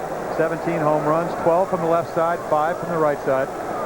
Mike LaValliere said his weakness is he only hits the ball 450 feet right-handed and only 420 feet left-handed. So what a weakness to have. 1 out, 2 on, and the 1-2 pitch to Bonilla is outside. American League on top, 2-1 in the bottom of the 4th inning. Willie McGee at second base. Strawberry at first.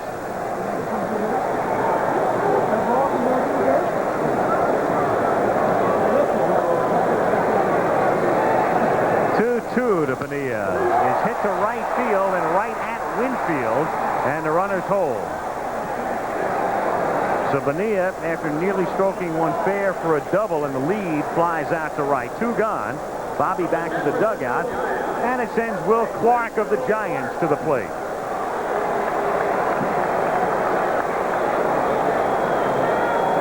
Tom Kelly, Dick Such, Rick Rennick, he's brought all of his coaches, and there's Bobby Valentine, the manager of the Texas Rangers, who along with Tom Trebelhorn, the manager of the Brewers, serving as the coaches. And in the background there, Bobby Doerr, the honorary captain, the Red Sox Hall of Famer. Clark hits it sharply on one hop to Molitor at second, and Paul throws him out. They get a run in the 4th to make it 2-1. American League on top as we go to the 5th, and we're back in Cincinnati after this word from your local station. Back in Cincinnati, Al Michaels with Jim Palmer and Tim McCarver. The All-Star game moves to the 5th inning, and David Cone comes in to pitch for the National League. Cone working on Sunday, a mark of 9-2 during the regular season, and he's one of a couple of changes, and we'll get to them as we go along here. Ricky Henderson bats for the 3rd time in the game, fouling one off. Andres Galarraga of the Expos comes into the game at first base. And Andy Van Slyke of the Pirates is in the game in left field. Strike. So Galarraga will hit in the number 1 spot in the order. Van Slyke bats in the number 9 spot. Cone bats in the 6th spot as Will Clark comes out of the game. And Willie McGee stays in the game in center. He'll bat in the number 3 spot. 1 ball, 2 strikes, the count on Henderson. All 3 three of the National League's outfielders capable of playing center field and playing center field very well. Jim Leland, the manager of the Pirates, thinks Andy Van Slyke, who is now the left fielder, is the best center fielder in the National League. There's a fly ball to the real center fielder, Willie McGee, who makes the catch for the out. All right, we have Roger Clemens downstairs. Let's go to Gary Bender. Roger, the National League Dominers, they've won 22 of the last 25 meetings. You're the last to beat them. What's it mean to beat the National League? Well, it's a good feeling. You know, I think Dick Hauser stressed that very much in '86, and when I started in the All-Star game in the Astrodome, and as did Tom Kelly here tonight before the game. We want to win this thing. Roger, never in history has anyone won 3 straight Cy Young awards. You're going after that. Well, it's a good feeling. We got a long way to go, and there's a lot of great pitchers in the American League, but it's a challenge for me. I'm going to be out there pushing for it. Thank you, Roger. Back to Al. Okay, Gary, 0-1 the count on Molitor, and now it's 1-1. Roger Craig of the Giants, Whitey Herzog, and Buck Rogers of the Montreal Expos. The Brain Trust, as the saying goes. Foul tip, and the count 1-2. Right, you can come to the All-Star game, you can throw 95, have a great curveball, and pick up a split-fingered fastball. Just touch the Roger Craig. It's wonderful. Cone drops down, finds the inside corner. Molitor says, come on, man. The All-Star game. Yes. The Mets have an outstanding pitching staff. We already saw Dwight Gooden, and you see Ron Darling occasionally, but look at Cone. We saw the curveball from this angle. Sidearm as he drops down. Can't see it from here, but you see Molitor just kind of flinch as he gives just enough to allow strike 3 to come on the inside part of the plate. What an outstanding young pitcher this is. 9-2, great curveball, great fastball, drops down as we've seen. Boggs grounds one to the left of Smith. One-hands it and throws him out. Typical Ozzie. 3 up, 3 down at the end of 4. Changes for the American League. Now, Carney Lansford finally gets to play in an All-Star game. Good career. He's in the lineup at third base. As we start the 5th inning, Harold Reynolds of the Seattle Mariners takes over at second base. Lansford hits first. Reynolds will bat in the number 3 spot. As Carter fouls it away off Gubazar. And Kirby Puckett of the Minnesota Twins, having another great season, bats in the number 2 spot and takes over in center field. And the honorary team captain for the National League, Willie Stargell, mans the lines at first base. There's Wilbur Dornell, who will be inducted into the Hall of Fame on the 31st of July. What a career. 475 home runs, the same as Stan Musial. Carter goes down on strikes, and Steinbach throws to McGuire to make it official. And the first time Carter has struck out in All-Star competition, his 11th All-Star game. And again, it was the slider down in the dirt. So Gary is gone, 1 away. And again, we mentioned earlier, Lance Parrish is the only other catcher for the National League, bothered by a bad back. In fact, Lance hasn't started the game since early last week. So Carter figures to go some. Ripken takes care of Smith. 2 down. And Van Slyke will come up, and we have Will Clark downstairs with Joe Morgan. Thanks, Al. Will, any thrills out there? You call Will the thrill. Did you get nervous in your first All-Star game? I wasn't real nervous, but it was great to play, and it was extremely fun out there. The Giants have won 5 in a row. You're within 2.5 of the Dodgers. Can you do it again? We're going to try. Hopefully All-Star break will get over with as quick as possible, and we get back on the field. Back to you, Al. Okay, Joe. As we proceed in the bottom of the 5th inning, as Van Slyke swings and fouls one down the left field line out of play, the count 0-1. Takes the catch, drops the ball.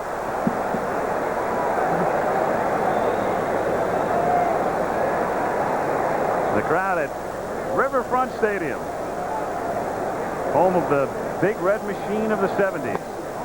Tough times in the 80s for the Reds, up and down, and some second-place finishes, and the Reds struggling this year, but Pete Rose trying to turn things around, and they did get a little hot over the weekend against Philadelphia, trying to climb back into the race. 2-1 the count. Mike Greenwell of the Boston Red Sox awaiting his chance. Van Slyke at the plate, 2-1.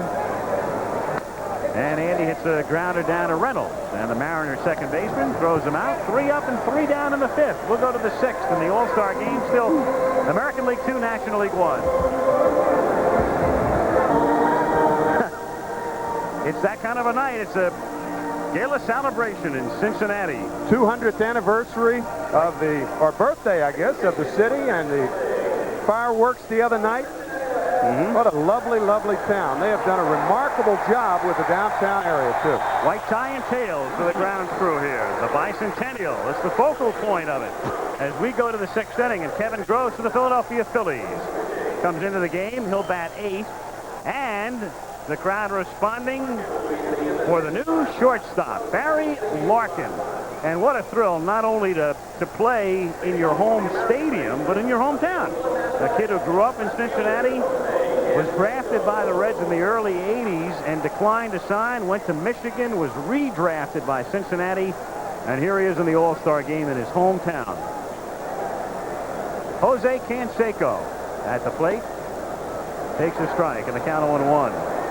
And of course, oddly, the one guy whose town this is, it belongs to him, is at home tonight watching the game on TV. That is Indian Hill Mance, and we're talking about number 14, Pete Rose. 0-2. The Reds manager taking a night off, taking an all-star break. In the literal sense. Look out, 1-2. Another attention pitch. Of course, Kevin Gross, what a game this is. Last year lost 16 games. This year 8-5, pitching an all-star game. 0-2. Trying to throw it a little bit harder, get a little bit extra. Not that high, though. And Canseco down on strike. So Jose is 0 for 3 tonight. Striking out to lead things off in the 6th inning. And it brings up Dave Winfield, who was grounded out and doubled. Dave Winfield keeps racking up the numbers and honors and awards. Gold gloves. And wouldn't that be something if in this year of turmoil and the battling back and forth with his owner, if he were to win the MVP award, he's having that kind of a season. 1-0 the count. Well, he's always gone to extremes. Lifetime average, batting average is around 280. 1 year, Steinbrenner said he didn't hit it for a high enough average, so he hit 340. Next year, he said he hit for a high average, not enough home runs. He hit a lot of home runs. And Yankee Stadium is very tough for a right-handed hitter to hit home runs in. This year, a little bit of both. 346 coming into the game, 15 home runs.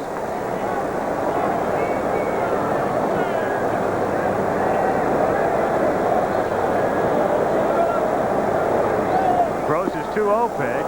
Winfield swinging from the heel. 2-1. And you could tell from the blimp that he was going for the downs. Look at Kevin Gross, all arms and legs, well over 6'4", and 2-0, thou shalt not pass. Home run swing from Dave Winfield. And that's so typical of what you see Winfield do during the regular season as well. Yeah, from the blimp, this probably looks like a helicopter. The bat flying out of Dave's hand and going down toward third base. From the blimp. Well, the helicopter, here it is. Ask and ye shall receive. They had this baby tied into the tape machine. There it is. Low chopper. Absolutely. You're right. Baseball term anyway. High chopper, right? Huh? Yep. Helicopter or a dying quail. 2-2. The bad thing is when he throws his bat and also makes contact. And as a pitcher, you're trying to see the ball and also get out of the way of the bat. Change in the dirt. You talk about having cameras everywhere. I wonder what that looked like from Scottsdale, Arizona. I think I'll call my dad tomorrow and ask him. I got to ask Kirk Gowdy Jr. or Craig Janoff. We got a remote out there. 3-2 pitch is spun foul outside first and into the hands of Wayne Terwilliger, America's best cameraman, and we will second that motion.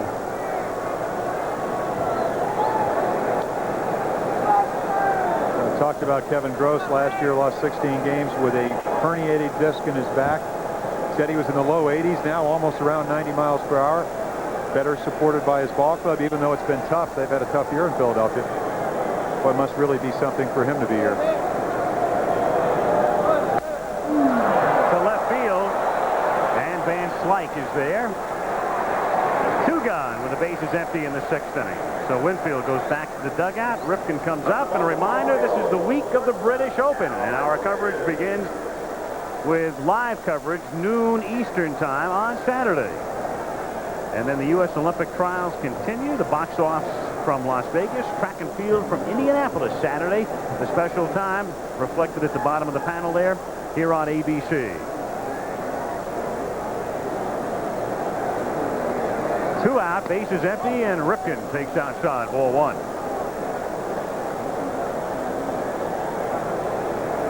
Two runs, 5 hits, and 1 error for the American League. 1 run, 3 hits, and no errors for the National League. 1-1.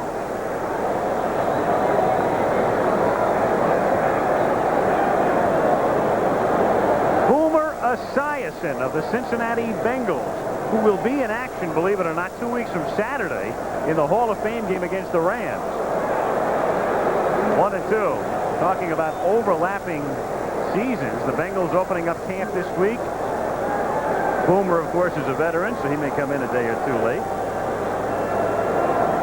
And we'll see him in Canton on the 30th. Change-up. Gross throwing slower and slowest here. 2-2. We also had a chance to see a terrific quarterback of the Cincinnati Bengals, Kenny Anderson, running into Kenny. As you see the Judd's gun there. Didn't need one on that last pitch. No, didn't register. Into the corner goes Strawberry to reach for it, and did he hold it? He went out of our view. Dropping foul. But down the line, let's take a look at our down the line shot here as he disappeared from our angle. Of course, the umpire makes his decision. He's going to call Rifkin out. That Strawberry would have caught that ball if the fan did not interfere. Because the fan leaned onto the field. Umpire's discretion, and that's the end of the top of the 6th. Toronto Blue Jays, Dave Steve comes into the game to pitch, and he'll bat in Winfield's spot. Number 5, the new catcher from the Twins, is Tim Laudner, and he'll hit in the number 9 spot. As he discusses things with Frank Pulley, Don Mattingly of the Yankees comes into the game and bats in the number 7 spot at first base. And from the Boston Red Sox, Mike Greenwell into the game in right field, and he hits in the number 8 spot. Tom Kelly, I think, wants Canseco to play right and Greenwell to play left, if I can judge his motion, and that is correct, because there they are flip-flopping. That makes a lot of sense because Canseco is normally a right fielder during the season. Greenwell, the left fielder for the Boston Red Sox. Well, what shoes he has to fill. When you think about it, the Boston Red Sox over the last 50 years have had 4 left fielders. Ted Williams, Carl Yastrzemski, Jim Rice, and now Mike Greenwell. He's a pretty good guy to follow in the footsteps, the way it looks right now. A. Bartlett Giamatti, the president of the National League, who gave his National League squad a fiery pep talk, he told me before the game. Galarraga hits one to the gap in right center, and it's Canseco who calls for it and makes the catch. And Kirby Puckett was over in the area. Normally the center fielder will take charge, but Kirby giving way to Canseco. And when you look at Jose's body, you can understand. Walls would give away to Jose Canseco's body. Open sesame. I'll tell you what, this American League squad, and it doesn't mean, of course, that they're going to win. And saw Rifkin in the foreground there, but you look at McGuire and Canseco, and then if you go to the National League, Lance Parrish, they ought to be playing football here. They are big. Ryan Sandberg. Sandberg tonight has been up twice, and he has struck out twice. And he has seen about every pitch in the book along the way. And of course, Dave Steeves, his best pitch is the slider, a pitch he really has not had the last couple of years because of elbow problems. He used to throw a fastball that sunk at about over 90 miles per hour. Great changeup. One of the dominant pitchers 2 or 3 years ago, and then he came up with chronic elbow soreness, and his velocity's come back this year. Last year he was 13-9 with an ERA over 4. This year 10-5, right under 3 runs.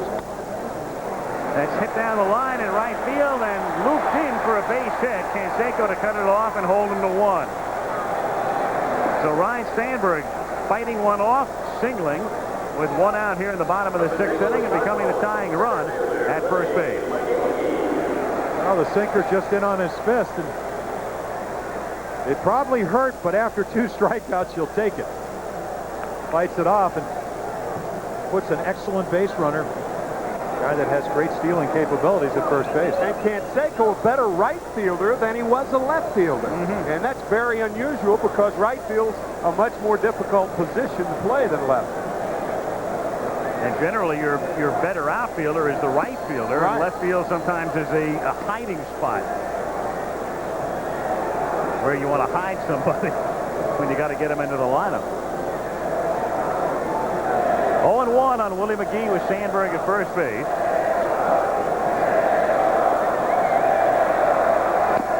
And McGee hits a chopper toward the middle. Ripken has 1 play first base, gets the out there. McGee is gone. Sandberg gets the second. And Darryl Strawberry comes up. That was a very important hit for Ryan Sandberg, and I'll tell you why. Because when he goes back to join his team, can you imagine if you strike out 3 times in the All-Star game? You'd hear about it for a month. You hear about it during the regular season, but the hat trick in the All-Star game, and boy, do they have a good young ball club. Oh, I'm telling you. I mean, Mark Grace, who's not here, Rafael Palmeiro, who we may see, John Dunston, who is on the bench for the National League,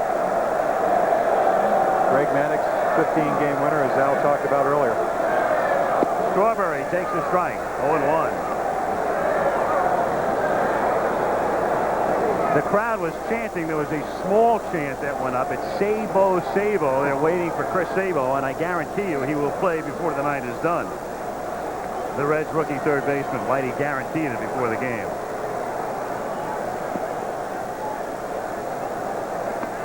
One and one.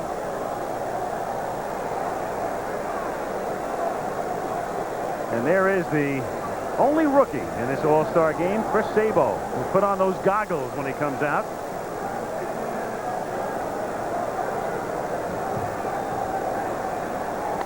Strawberry fouls one off.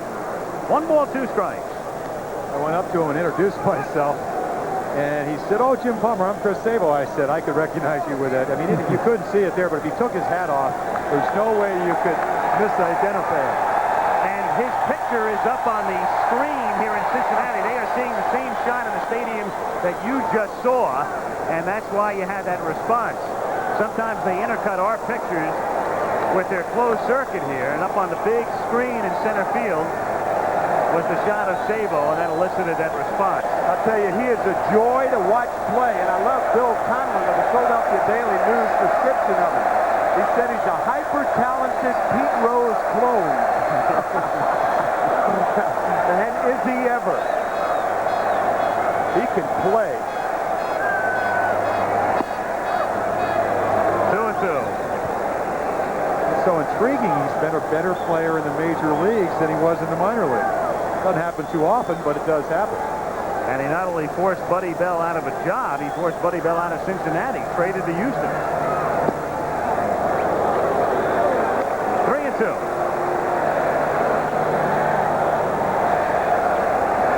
Sandberg at second. And again, if you're just tuning in, the chant is not Darryl, Darryl, it's Sabo, Sabo. High fly ball to shallow right field, and Jose Canseco handles 2 of the 3 outs in the 6th. At the end of 6, still 2-1, the American League. Back at Riverfront in Cincy after this word from your local station. Start the 7th inning in Cincinnati, the All-Star game. 2-1, the American League on top, and Don Mattingly bats for the first time tonight. The Yankee first baseman facing Mark Davis of the San Diego Padres. And there are Don's figures at the All-Star break. And Tim Mattingly looking on. Don and his wife from Evansville, Indiana, just down the Ohio River. And coming home to Cincinnati in a way to play in the All-Star game. Mark Davis. His numbers traded from the Giants to the Padres last year. Only 2 saves last year. You see 16 this year.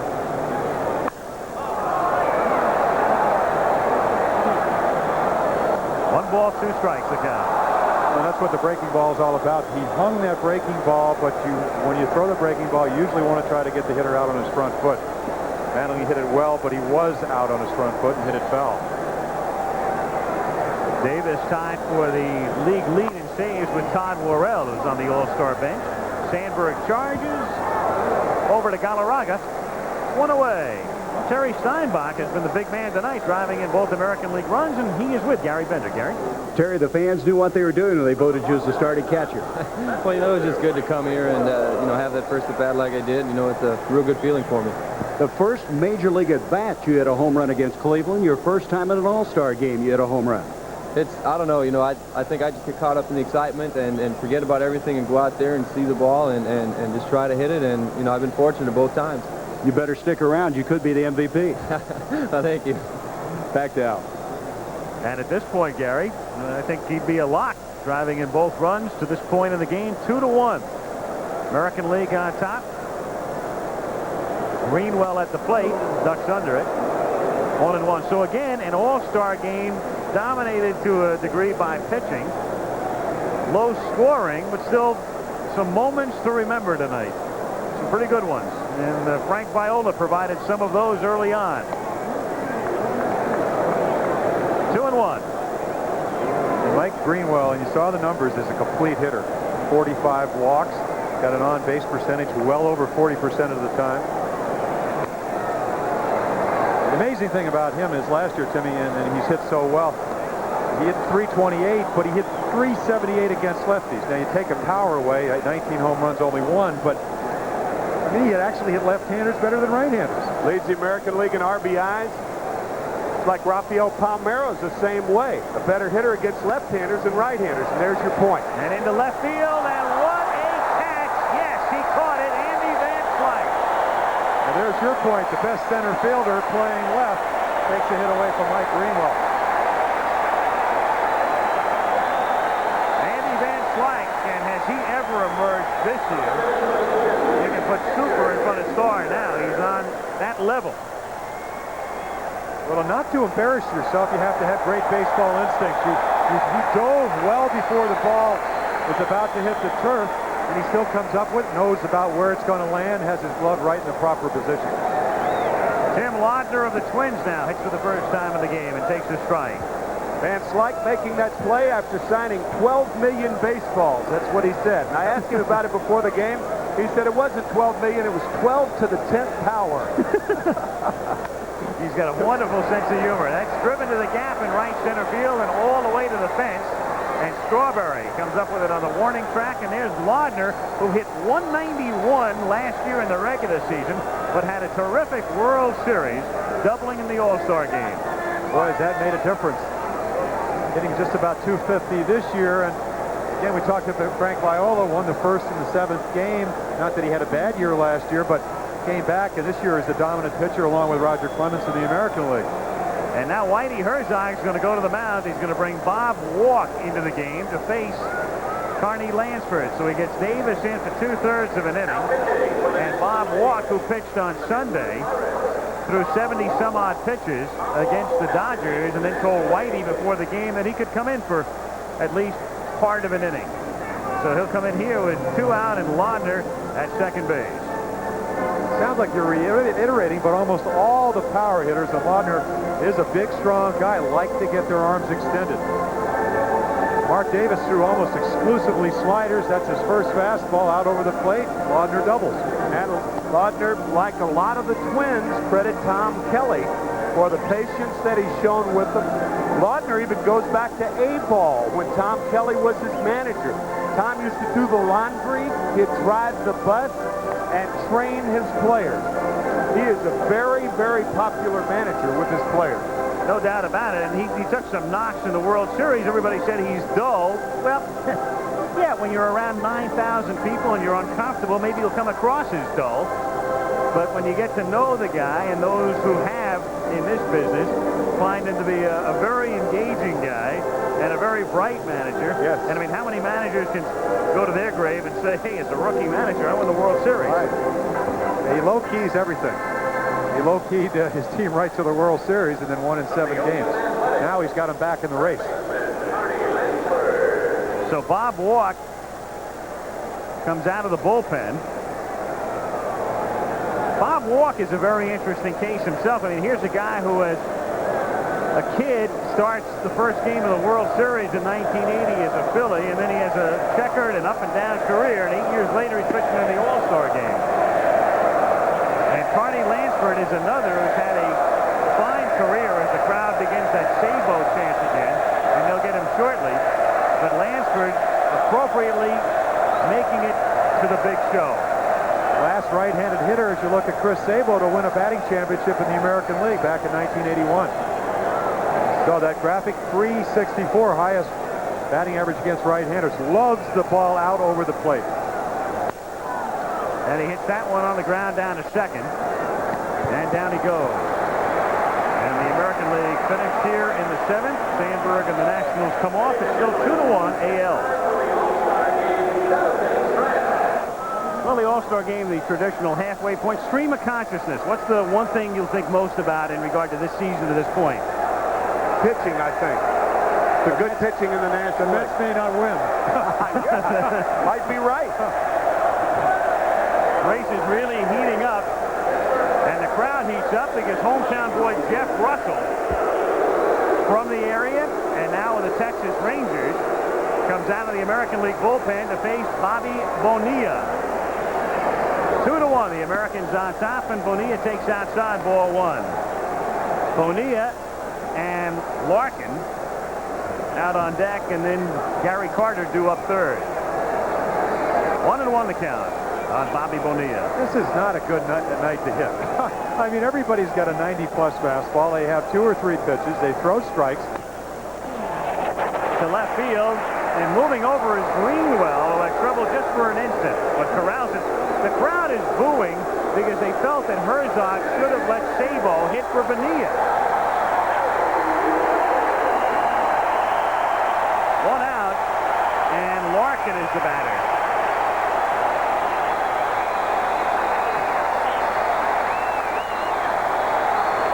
Think of all the side stories in this game. The triumvirate of Barry Larkin, Kurt Stillwell, and Danny Jackson.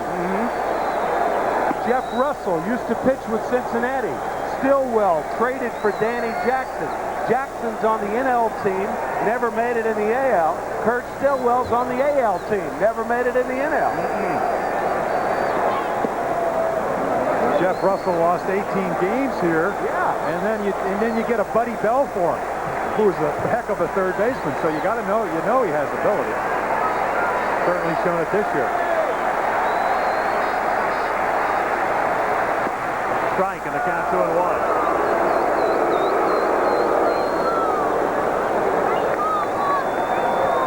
Another thing that makes it a good night to pitch is that Frank Pulley has a ample strike zone. It's like a pitcher's umpire. You would pick up on that. You want every edge you can get, of course, especially in an all-star game.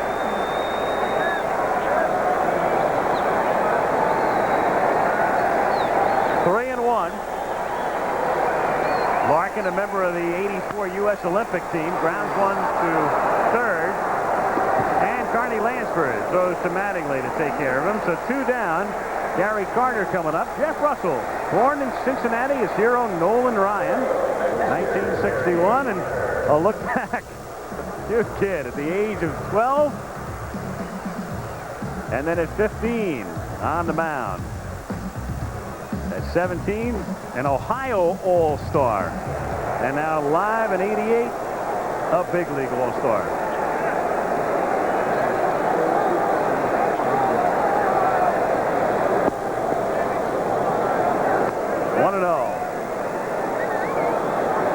when he was 12, he didn't look like he'd develop into the type of kid that could grow that sort of beard. I was thinking the same thing. I mean, he sort of had that cherubic look, that angelic face at 12. And here he is with about 7 days growth. Looking mean. 2-0. He's fouled back, and it's 2-1. Well, let's take a look. Mets and the Yankees. But Dave Winfield, he'd like to see that take place. So with this gentleman right here. Boy, Carter, talk to Gary. He has been struggling, been on 299, talking about home runs for about the last 2 months. Said he talked to Joe Morgan and Johnny Bench about making some adjustments. But I'm not sure if tonight's a great litmus test to make adjustments. See a pitcher, a different pitcher each time. Different stuff, different arm angle, different breaking ball. And then you don't know them. You don't even know what they throw. 3-2. When you're a rookie, you have to sit and wait. But I guarantee you he'll be in there before the night's done. Base hit for Cardinals. And Rafael Palmeiro will come up to pinch hit here in the 7th inning. And now the crowd is angry with Herzog. But Sabo is going to come out to pinch run. At first, they started to boo because Palmeiro is coming up and not Sabo. And then they see him come in as a pinch runner. His locker in the dressing room. He's one guy that didn't have to move out for the All-Star break. Jabbar-like glasses, 27 stolen bases, so you can see there's a method to Whitey's madness. Carter runs well for a catcher, but does not run like Chris Sabo. So Rafael Palmeiro of the Cubs comes up here with 2 outs, 7th inning. Sabo at first base. American League leading 2-1.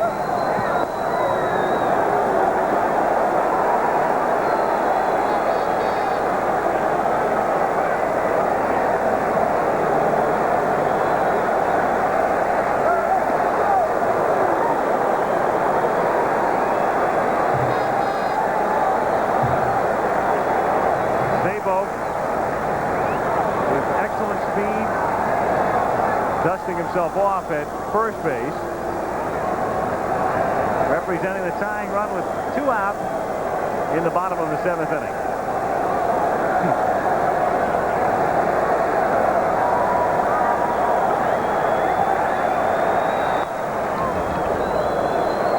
On Palmeiro. Palmeiro, I think I read something, won 29 straight at bats early in the year without missing a pitch. Speaking of missing a pitch, yeah, right. Miss a few right there. Leading the National League in hitting for about a month. Sabo goes, pitches outside, and he's got a stolen base.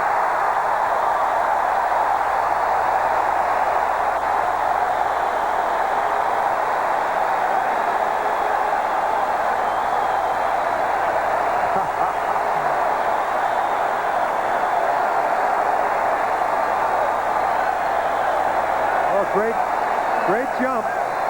Number 26 on the year. It doesn't count, but it will have allowed the National League to tie the game. Yeah, you couldn't tell the people here that it doesn't count. On his normal record, of course. Head first slide. That's one of the toughest things in the world is to come in as a pinch runner and to be expected to steal a base because you really have no place to loosen up. You could loosen up as a pinch hitter, of course. Safe easily at second base. Of course, Cal Ripken trying to put the quickest tag he can, and it's just too late. Tags him on the hip. Hands well into the base. Good pitch to run on a slow curveball. 1-1 on Palmeiro. 2 out.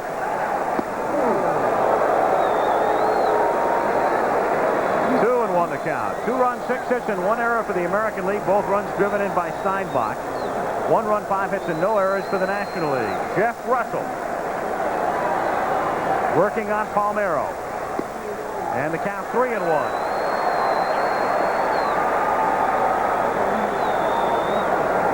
Doug Jones down in the bullpen for the American League. Hershiser for the Dodgers in the National League.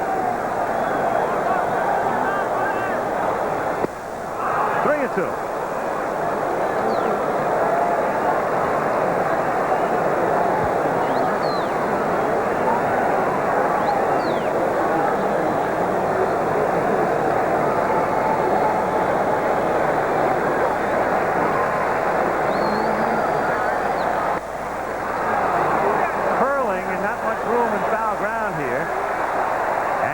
Play.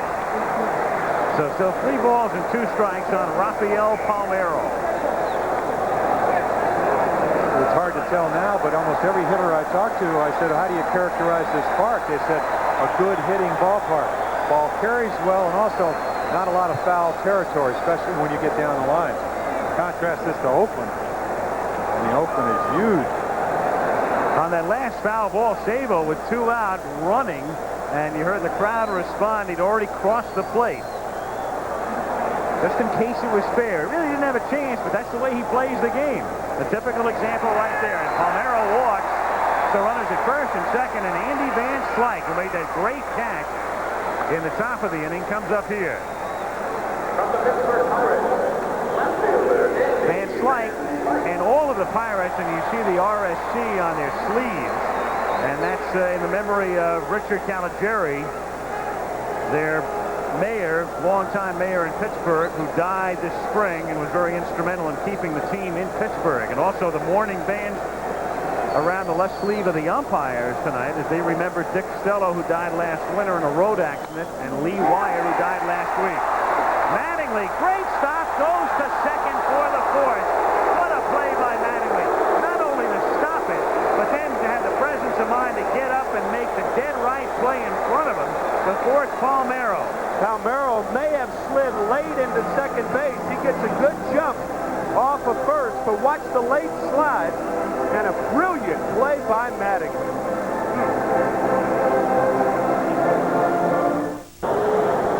The All-Star game moves to the 8th inning as Kirby Puckett leads off for the American League, hitting one in the air down the line. Strawberry coasts over and makes the catch in fair ground. So on one pitch from Oral Hershiser, the new National League pitcher, Hershiser worked Sunday for the Dodgers, but told Whitey he could give him an inning, as Tim mentioned before.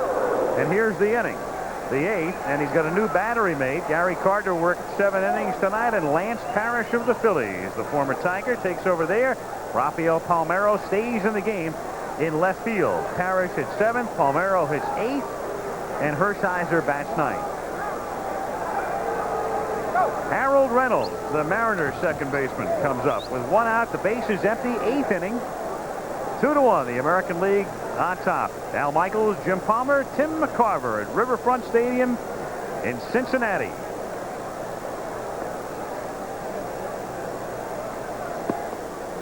Reynolds takes a strike. 0-1. It's amazing. We saw fan interference earlier, and when Strawberry made that catch, when Puckett hit the ball, it looked like the same fan had waited and then gone down to get the ball. Fell in the white shirt out there. Palmeiro makes the catch. 2 gone. Dave Winfield out of the game, and let's get a word with him. Gary and Joe are downstairs. Dave, with your double in the 4th inning, you tied an all-star record. 7 straight games with a hit. You know who you tied? I think Joe Morgan right here. Someone told me before the game, but I'm happy to be in the same company. Well, Dave, I didn't have any pressure on me when I tied Mickey Mantle because I didn't know about the record. Right. You had pressure. Yeah, no, it's not really pressure. We're here having fun, doing our thing, and demonstrating that we can play. We're having a good time. Dave, you've been on a mission, kind of an MVP-type season. Yeah, it has nothing. It's just a personal thing. I just want to do well and let the team win. We're in second place right now, which is the second best position to be in at this point, but we're going to make good drives second half to try to win it all. Al, back to you. All right, gents, thank you. 2 out with the bases empty here, and Jose Canseco at the plate. And Oral Hershiser, the sole Dodger representative, trying to make short order of the American League. He's got Puckett, he's gotten Reynolds, and he's quickly ahead 0-2 here. The Dodgers in first place.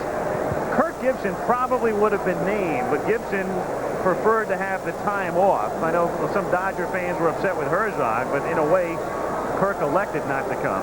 Another guy who could have come was John Shelby. He's having that kind of a year. Larkin throws to Galarraga, and Canseco is 0 for 4 tonight. At the end of 7.5, still 2-1 American League.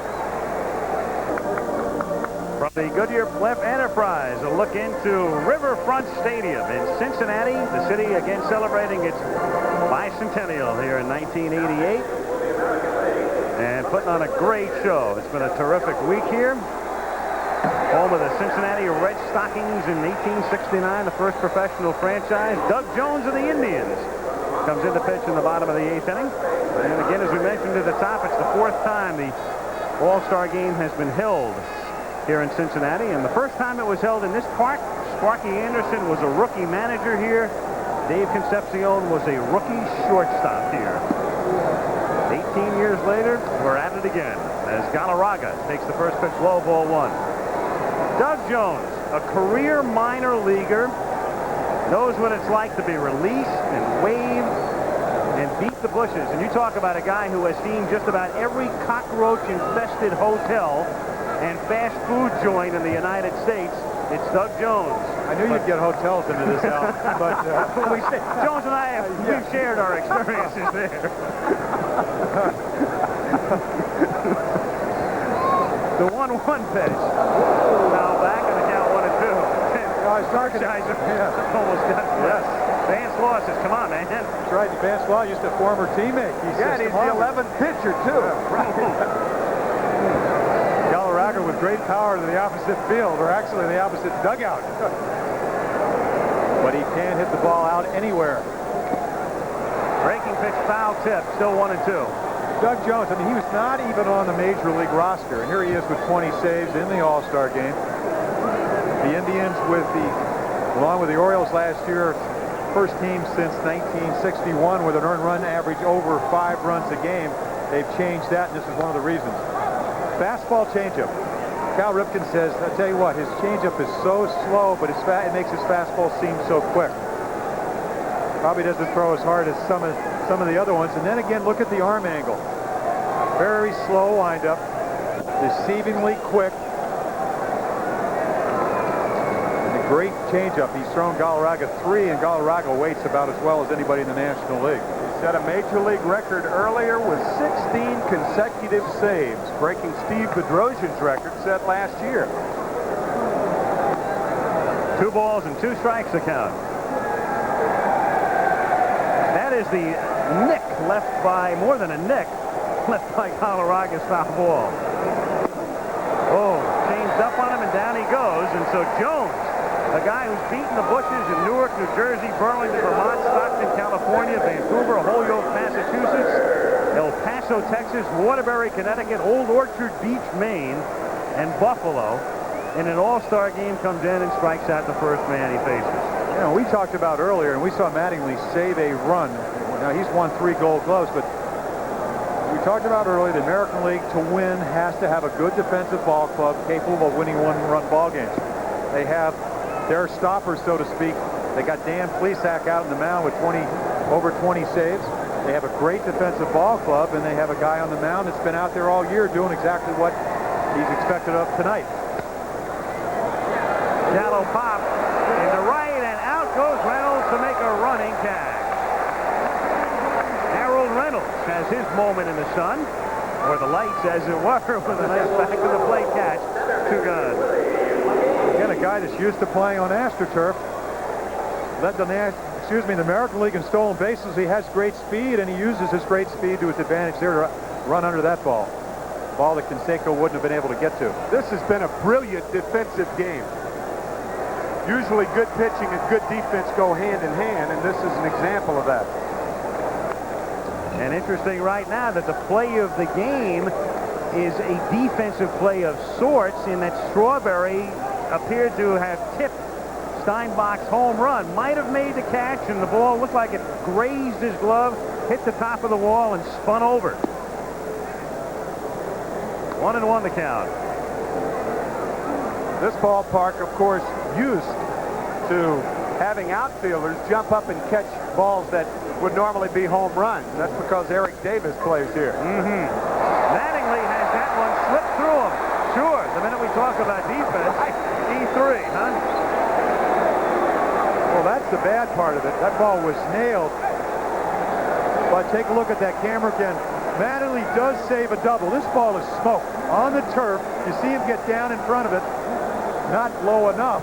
Try to get his glove down, but he does keep it from being a double. A play that he normally makes, though. And the official score still gives him an error. E3. Kelly goes to the mound. And he has Dan Plesac, the Brewer lefty, in the bullpen with Strawberry due up for the National League. So the Americans still on top by a score of 2-1 with 2 out, and Strawberry coming up and Plesac coming in as we step out for a moment. Lefty against lefty. Well, that figures, right? Has not given up a homer to a lefty batter this season, so Kelly brings him in, but to face that man who's hit 11 of his 21 off lefties. So Strawberry at the plate with 2 out, takes a strike with a tying run. McGee at first base. 2-1 American League 8th inning. Power against power. Plesac on the radar gun in Anaheim. Clemens at 96. He was at 98. And a hard slider to go with it. 22 saves. And what makes this a good play also, you have the left-hander versus left-hander, but you also have Willie McGee who can, with 26 steals, that can run, but is not as liable to run with Plesac on the mound.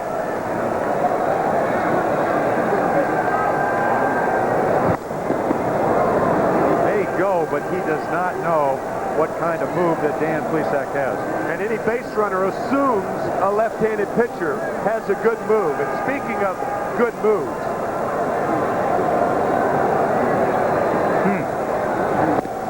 0-2. That home run by Steinbach made it 1-0. Couldn't tell if it grazed the glove at first. Looked like maybe it just hit the top of the wall. Then it might have grazed the glove.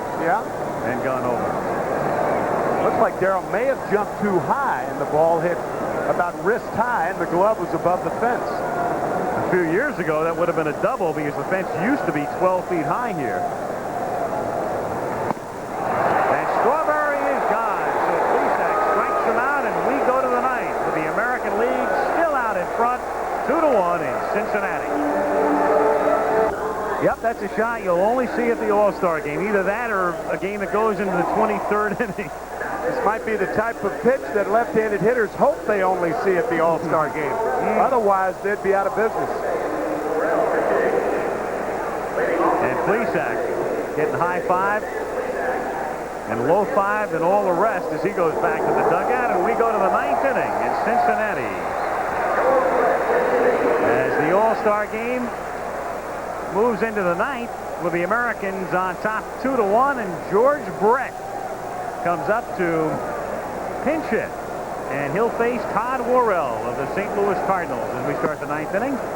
2 guys that faced each other in the 1985 World Series. Worrell with 16 saves at 98 miles per hour. I think they're going to have to pass a rule. Only the Major League average fastball can pitch in this game, which is about 85. Whew. Vance Law is also in the game at second base.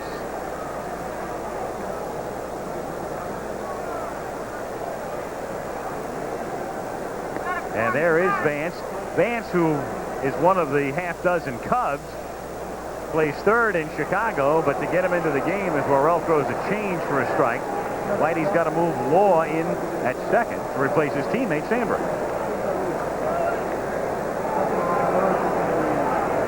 1-2 the count on Brett.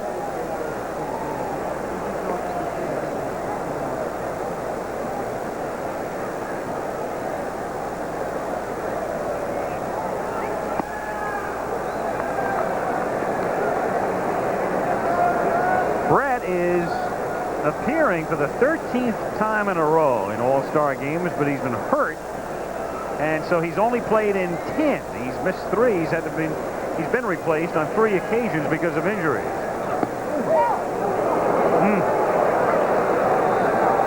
Pulley was ready to pull up the right hand. Well, you have an idea of how wide George Brett's such a great hitter. 98 miles per hour, you got to get the bat started. He tried to, then knew it was the ball, or at least assumed it was the ball, and it was. Gives him another chance.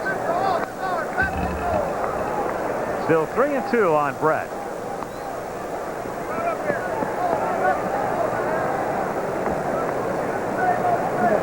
Robert Wall was the coach in Bull Durham. Kevin Costner, Susan Sarandon. You've seen that movie. That was a great flick. Minor league lingo.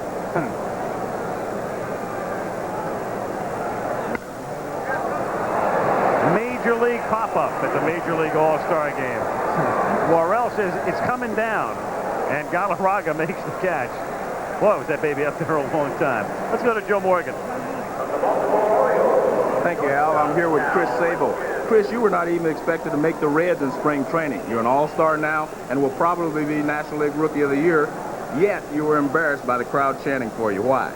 I don't know. I don't know why they're cheering for me. I just go out there and play every day, and, you know, it was nice, though. I enjoyed it. All right, back to you, Al. Sabo shy and then unassuming and soft-spoken. Ripken, it's a one-hopper to Bonilla. And Galarraga stays on the bag. Nice play. So 2 down. Larry Barnett, the first base umpire, took a long look at it. Calls him out. Galarraga's nickname down in Venezuela is the cat. Cat-like reflexes here as he slides that cat-like paw across the base. Whitey Herzog says that he reminds him of Gil Hodges. First base, of course, a left-hander's position. But Galarraga plays it like a left-hander, doesn't he? Soft hands. 2 out, bases empty, and Mattingly is the batter. You know, you look at Sabo and you listen to the interview with Joe Morgan, you wonder, in 3 years, could that guy go to arbitration? Does he look like the kind of guy that would go to arbitration? Not in representing himself. Yeah. Mattingly lines one to right field and right at Strawberry. And so the National League comes up in the bottom of the 9th, trailing 2-1. 2 changes for the American League. Dennis Eckersley having a sensational season out of the A's bullpen. And here's a guy who started the All-Star game in 1982 in Montreal as a member then of the Boston Red Sox, but now the closer.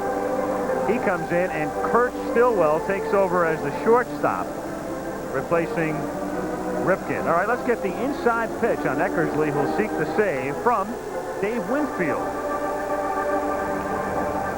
Dennis Eckersley with Oakland has been a starter most of his career with Boston and Cleveland. Made the transition to relief pitcher, has done extremely well this year, probably one of the best comeback stories of the year. He has a lot of confidence, throws over 90 miles per hour, has movement on the ball coming from the side, and you'll see him in there if the game is close tonight. And Dave was very prescient beforehand. Because here he is. Close, yes. 26 saves on the year.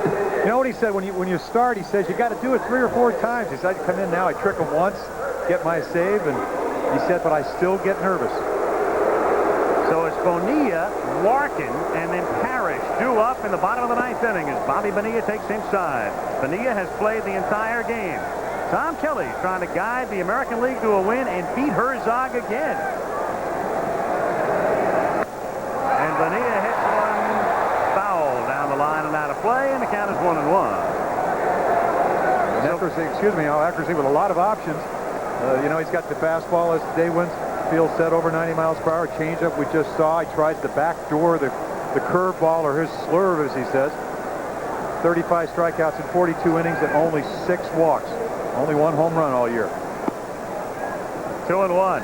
And interesting in a game in which, in a way, the baton is passed. The torch is handed down from Mike Schmidt to Bobby Bonilla.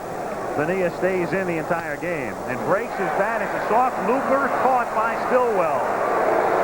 And the crowd views that one with mixed emotions. Stillwell, the former Red, traded to Kansas City. 1 away. And the crowd also probably still hoping and wishing and praying that Sabo was still in there. Absolutely. So they have booed Bonilla the last 2 times, but now the boos, the cheers because here's Larkin with a chance to be a hometown hero in many respects. Strike. Already hit 10 home runs this year. Bigger than you think. He looks slight, but good power out over the plate. Overmatched. And the count 0-2.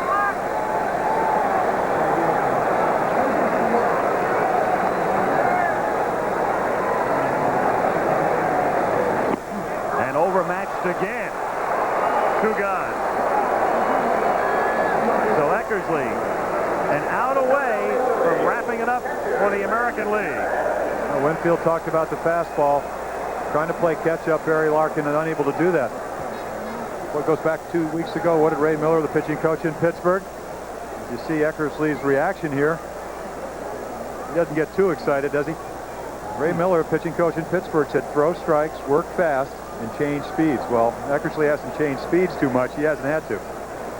Now Parrish takes low, ball 1. So this game winding down with 2 out, bases empty in the 9th inning. The scoring early, the American with single runs in the 3rd and 4th, and the National League run in the bottom of the 4th inning. Bobby Valentine, one of the coaches, is probably who thought that Eckersley may be scuffing the ball, is saying, "Scuff one for me now." At least tonight. 1-2. So the National League down to its final strike.